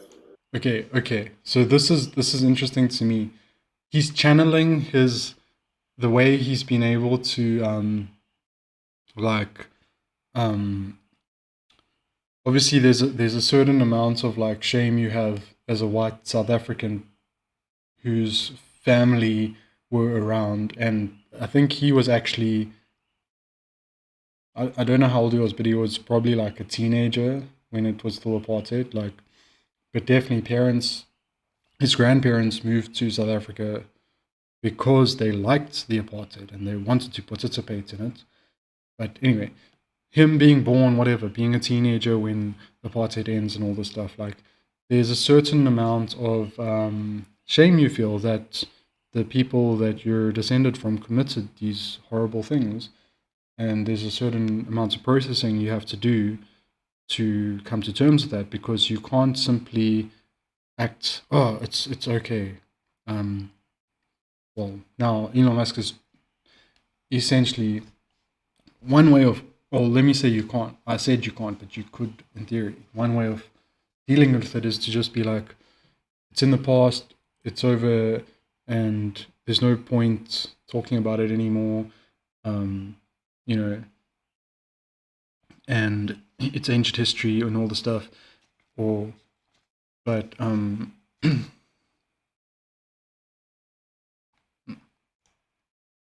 sins of their parents, or even yeah. So anyway, my point was like you'll often find like white people in South Africa when they go to college or whatever, university, or get a job, or they get out of their bubble they were raised in and realize that there's like a big world out there, and start to become woke about it, or be interested in social justice, have a difficult time then with what was done before. And then essentially that is it should be a radicalizing moment where you realize the only way forward is to become an active resistance against the continued legacy of apartheid. So to live your life and do everything you can to undo the damage it did. And that is something that once you've committed yourself to doing, you do not need to feel like you're part of the problem anymore, so to speak. But another way of thinking of it is to just think, well, it isn't a problem, or it wasn't a problem, or I don't need to do anything about it. So yes, Elon Musk gained an immense amount of privilege.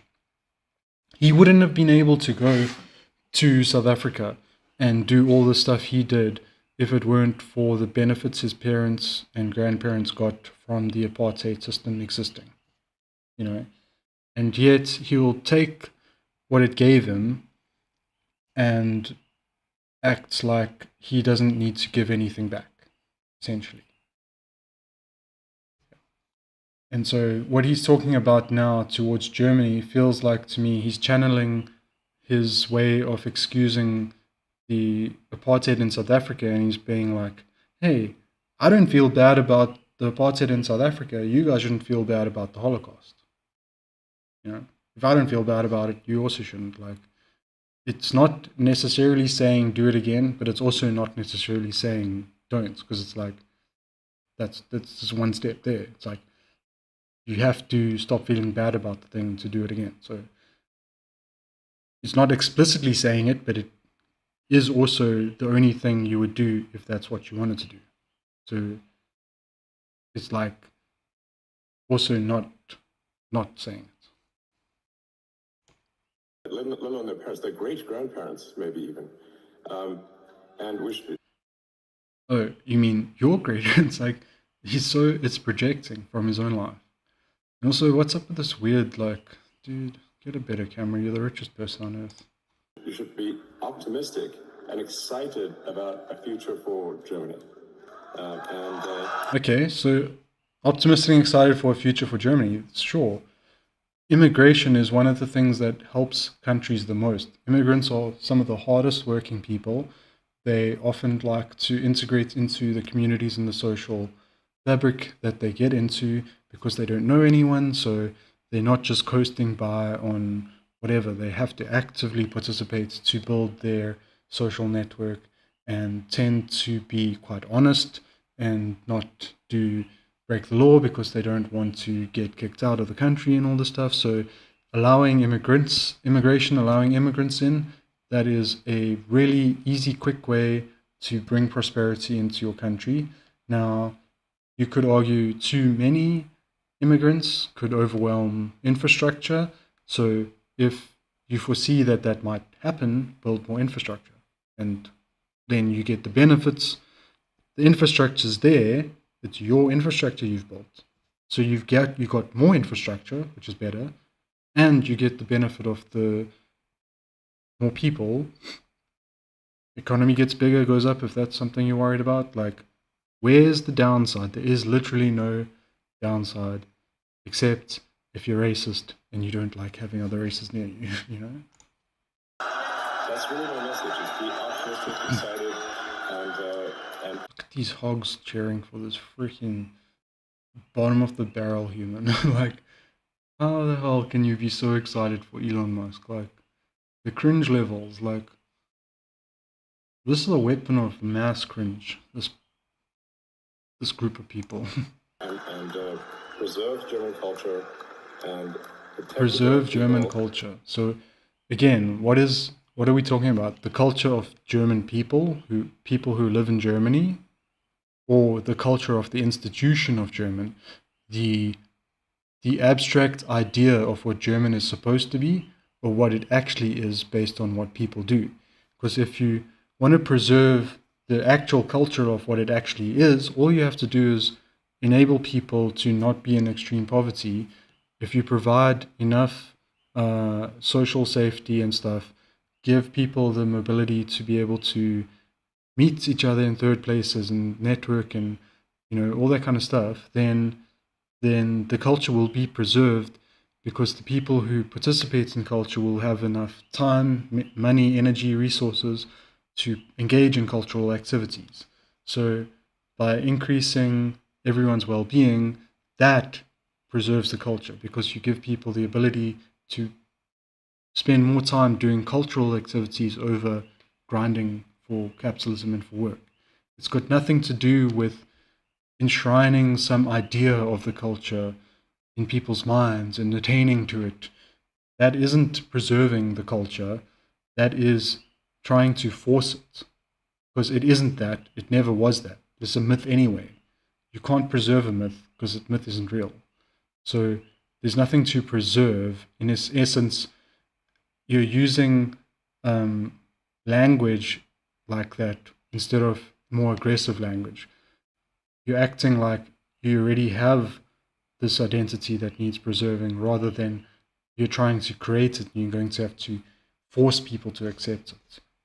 Whereas if it had been something that already existed, then you wouldn't need to be as forceful because you could try to do whatever it was that made it popular or speak about what it was that was popular, And, and there's some other things that I think would be very helpful too, which is I think you want more self-determination for Germany and for the countries in Europe and less from Brussels. That's my opinion. So self-determination, that's one thing that I think is always going to be good.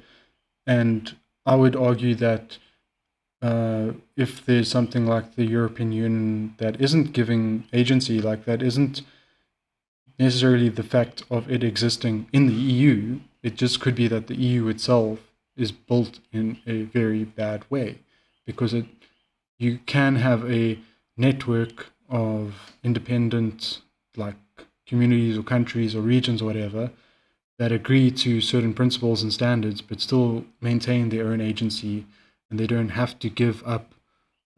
So if the EU is taking away so much self-determination that it becomes a problem, they shouldn't have agreed to give up the determination to start with, but B, that's got really nothing to do with the concepts of the EU or or working with other countries and more to do with just do it properly.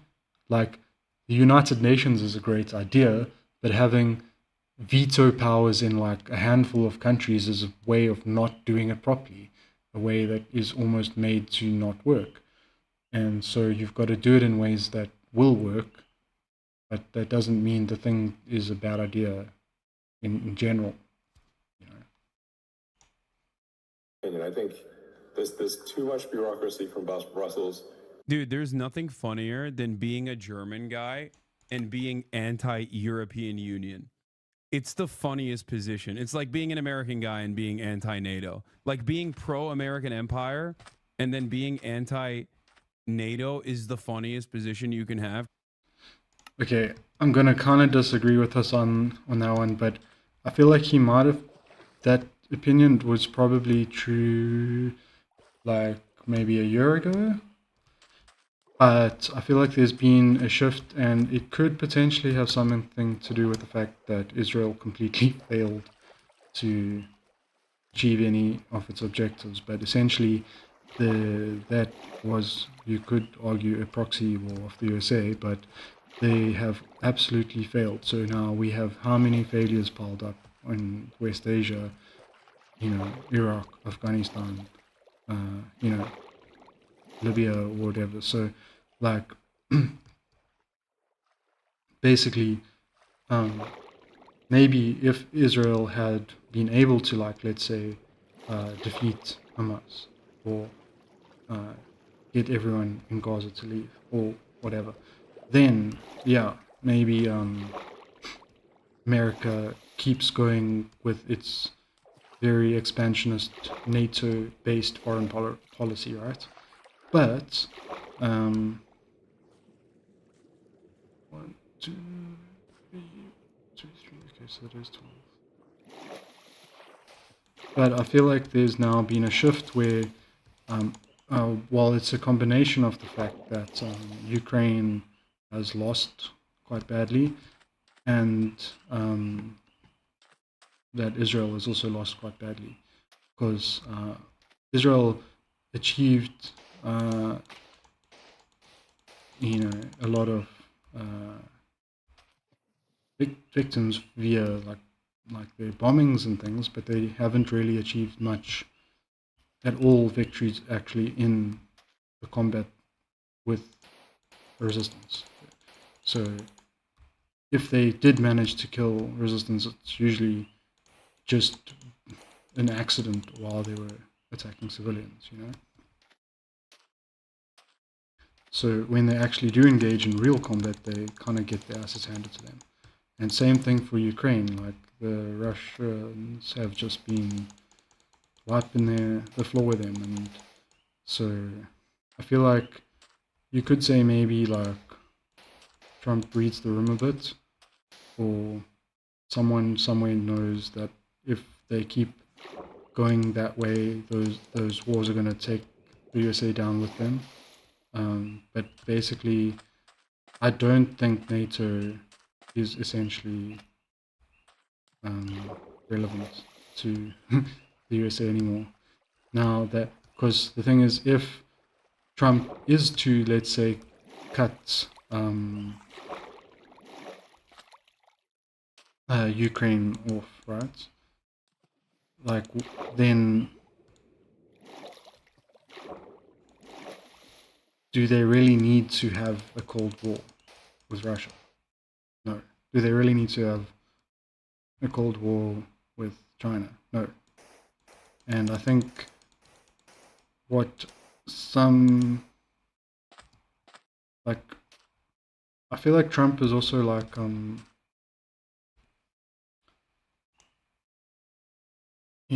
he wants to be cool. He wants to be one of the cool guys. And so, I don't know, I feel like you have like a whole bunch of places in the world. So like you have Israel trying to capture more territory all over, Syria, Lebanon.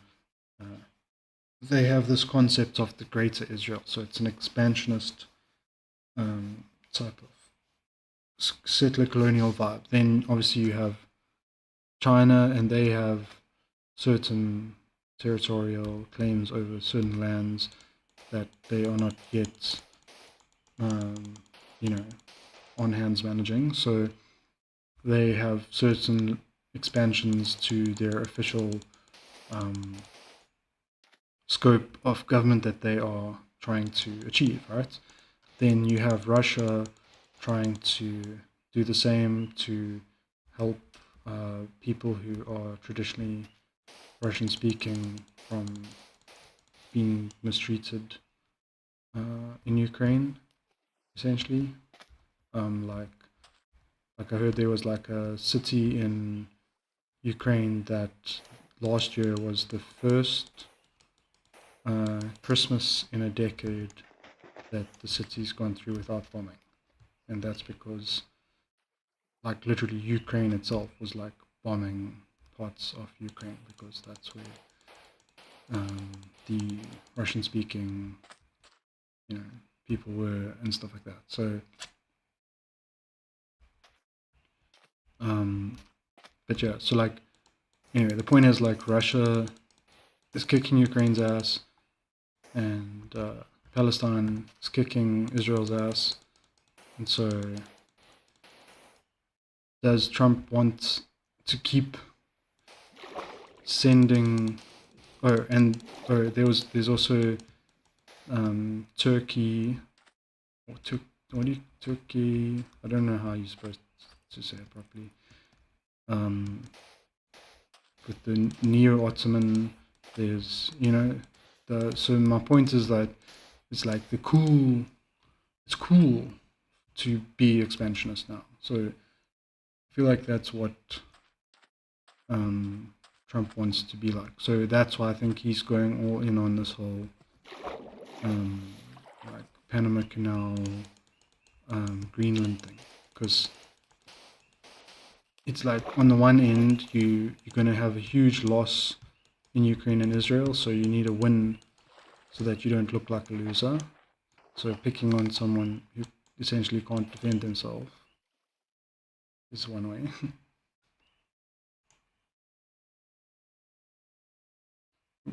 Apparently I've got disconnected and reconnected.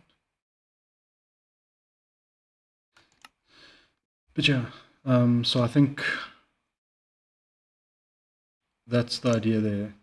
And then obviously there's certain types of like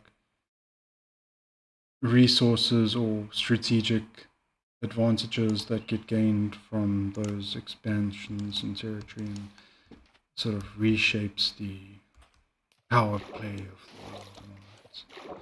But yeah, so it's like not wanting to look bad in this case might mean not wanting to stick around as those wars end in the way that the USA is supposed to have been able to guarantee it wouldn't end. Because it's like, dude, that's your own weapon, you know? That's your thing. And it's the same principle. Like anti-European Union, German politics.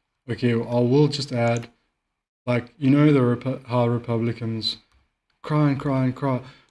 Look at the Democrats abusing their power. Oh, I can't believe that they would do this and then as soon as they get in power, they do that and more. So it's like, yes, right now, like the AfD or whatever might be complaining about the EU and Brussels, but let's say like far-right fascists actually, succeeded in like gaining power in Germany, and then eventually like the whole of the EU became like, like on board with their whole like fascist plan and stuff. Yeah, then they're not going to be complaining anymore, because then it is going to be their vehicle. So right now, the EU isn't a vehicle for German fascism. It's a vehicle for German neoliberalism. So the fascists aren't going to see it as their weapon or their vehicle until they've gotten to a point where they're able to change how it functions to function the way they want it to, and then they'll suddenly be cool with it. Politics blows my mind, because that's your thing. You are the EU. What are you talking about? Like, oh, it's less bureaucracy from Brussels. It's like, who do you think runs the bureaucracy in Brussels? That's not the AfD. Hasan. You. You did it. That's your thing. Okay? It's you in France. I mean, but like, not really. It's just Germany without. I mean, they're not a monolith, is what I'm trying to say.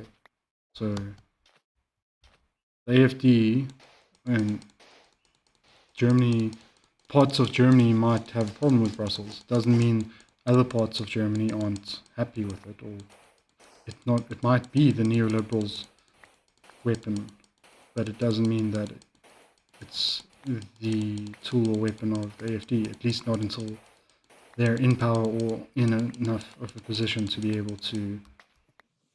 What is happening with this? Because it's like... Oh... Like, seeing these blocks, and I'm like, where are these blocks coming from? And it's like, stuff's falling down onto that and just breaking. I'm trying to do a circle, but I don't know if I'm going to get it right. Germany is nothing. Too much control from sort of global elite, and like, if you're a communist, too much control from global elites. Okay, what are we talking about there? ICJ? What is it? Are we talking about capitalists? Because you're the fucking elitist globalist of them all, or is this a dog whistle to mean, you know, Jewish people, the globalists? Maybe I think it's more that. It's got nothing to do with people who are actually elite or globalist, and it's just a way of referring to the cabal. Okay, and you want to undermine like Western Empire or something, okay? I get why you would be like anti-NATO or anti-EU, right? If you're a socialist and anti-capitalist of sorts, like you recognize that the EU is a weapon for capitalism, right? You know, when I'm given talk, I mean, it's a participant in it. It's part of it, yeah. At these sort of global. Also, it's so funny to say, "Oh, I hate the global elite." Dude, you're a South African American billionaire. You're a South African who lives in America now. You are the wealthiest billionaire on the planet.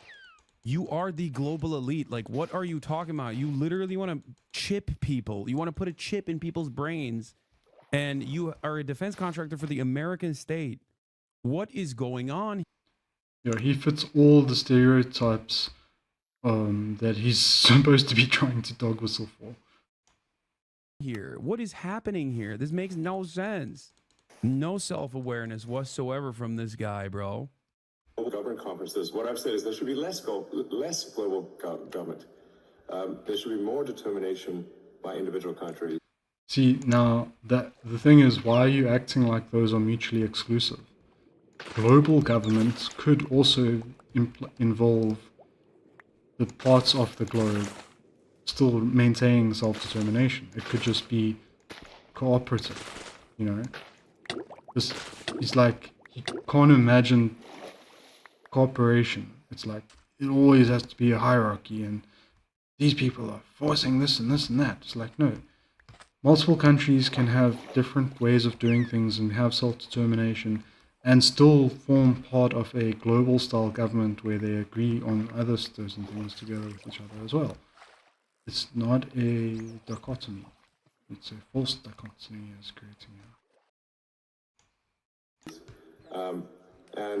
So I very much hope that that the AfD does well, and that Alice Beadle does become chancellor. I think that would be very good for Germany. And I think it's very important. I hope that German people unite and strongly support AfD.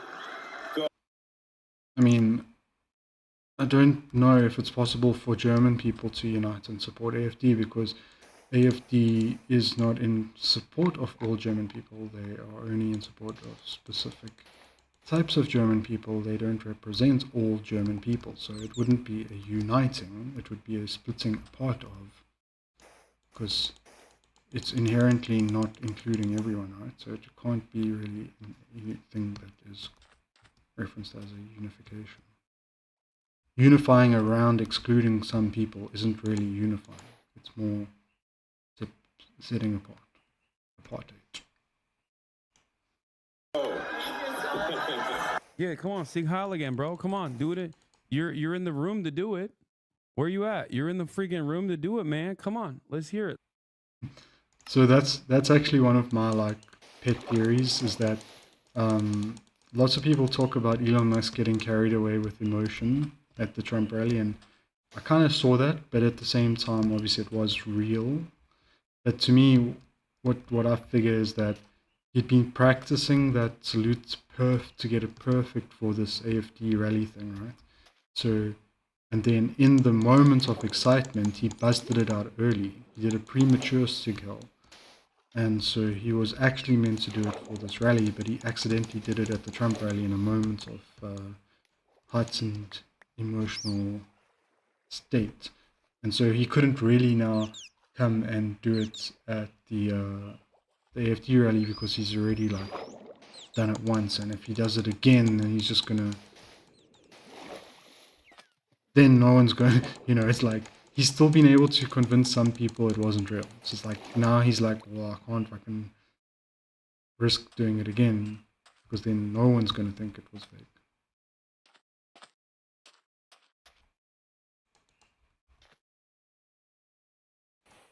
Sure. So that is a reaction to the video. I mean, it's a 13-minute video and I've been on for about 2 hours. So I don't think I'm gonna be able to get through the the do not worry video today for sure, because that's like over an hour and 15 minutes. And yeah, I can't stream every day as well. I mean, I guess in theory maybe I could, but I don't necessarily want to, because like there's other stuff I want to do and stuff, like, and then it's like editing. Like I was saying, I just finished with filming up the video where I rank energy drinks, so I want to do a whole bunch of editing, and then I'm going to put that out on my main channel. So, you know, I can't just be streaming all my free time away and then I'll never actually edit and put that video out. So it's a 3, a 2, and then a 3. But yeah,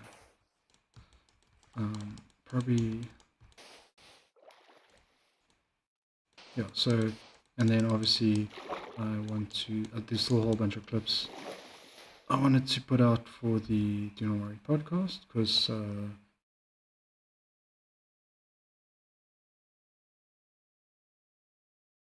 now it's 4-3.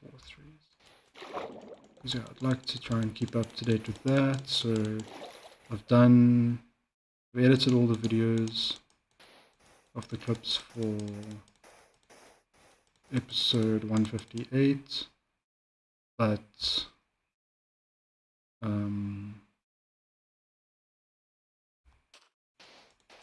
I still need to do thumbnails for some of them, and then I still need to edit episode 159 and do thumbnails for that.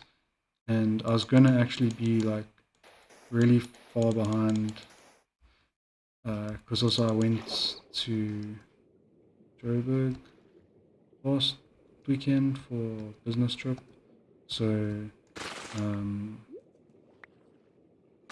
basically I couldn't do any editing the whole weekend last weekend, so yeah, I need to catch up. So they didn't put out a new episode yet, so otherwise I'd have been even further behind, so maybe I'll be able to catch up more easily now, but I don't know when they plan on putting out their new episode. I mean, I guess we can see it's out yet. It's not deal. And then the other thing is, obviously, when Ethan Klein drops his content puke,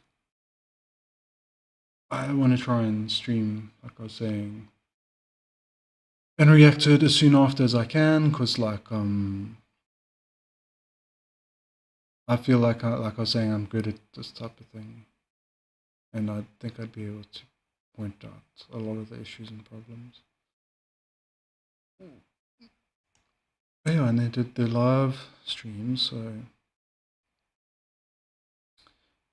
yeah, you could also do clips on that one. So yeah, I really am far behind. And then apparently the content puke is going to be out on their old channel. So if they've put it out now, then maybe we can watch it, but otherwise I'll probably stream again when that comes out, if it comes out this week.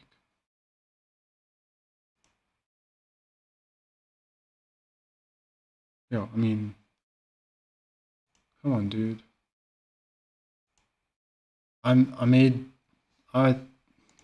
It's gonna be so bad, like in every way possible.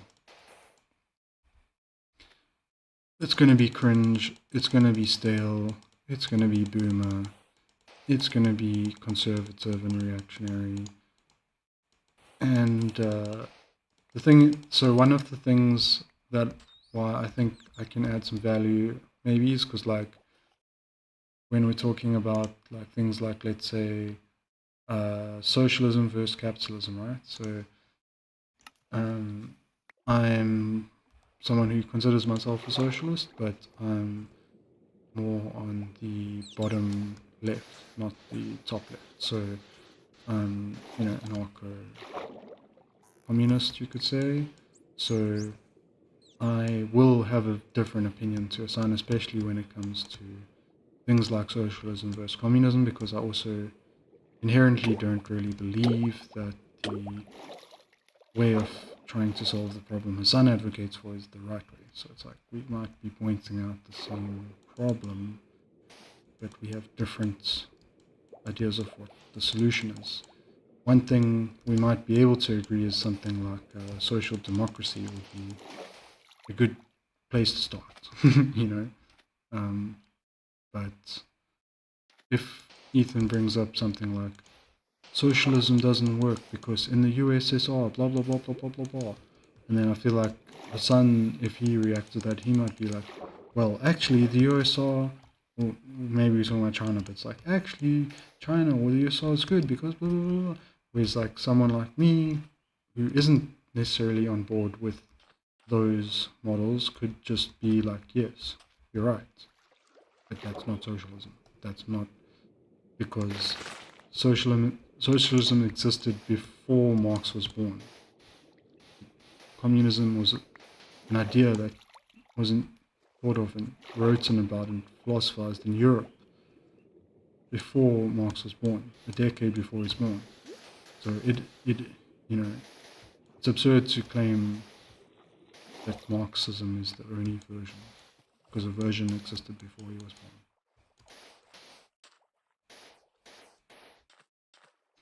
Okay, I think it was that, and then I think the next up is,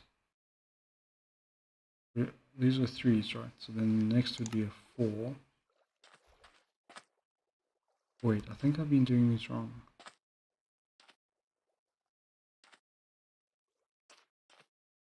I think this one was meant to go like that. Damn it. And then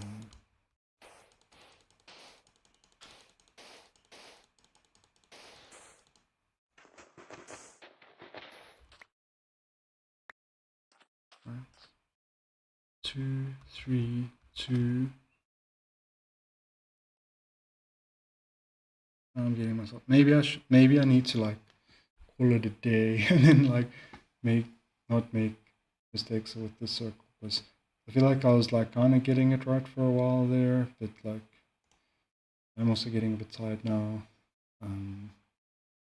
So yeah, I think that I'm gonna call it a day for now, and then like I was saying, I'm gonna upload the VOD to YouTube, assuming everything's fine with it, and then yeah, it's me basically practicing for getting ready for when Ethan drops his puke of content.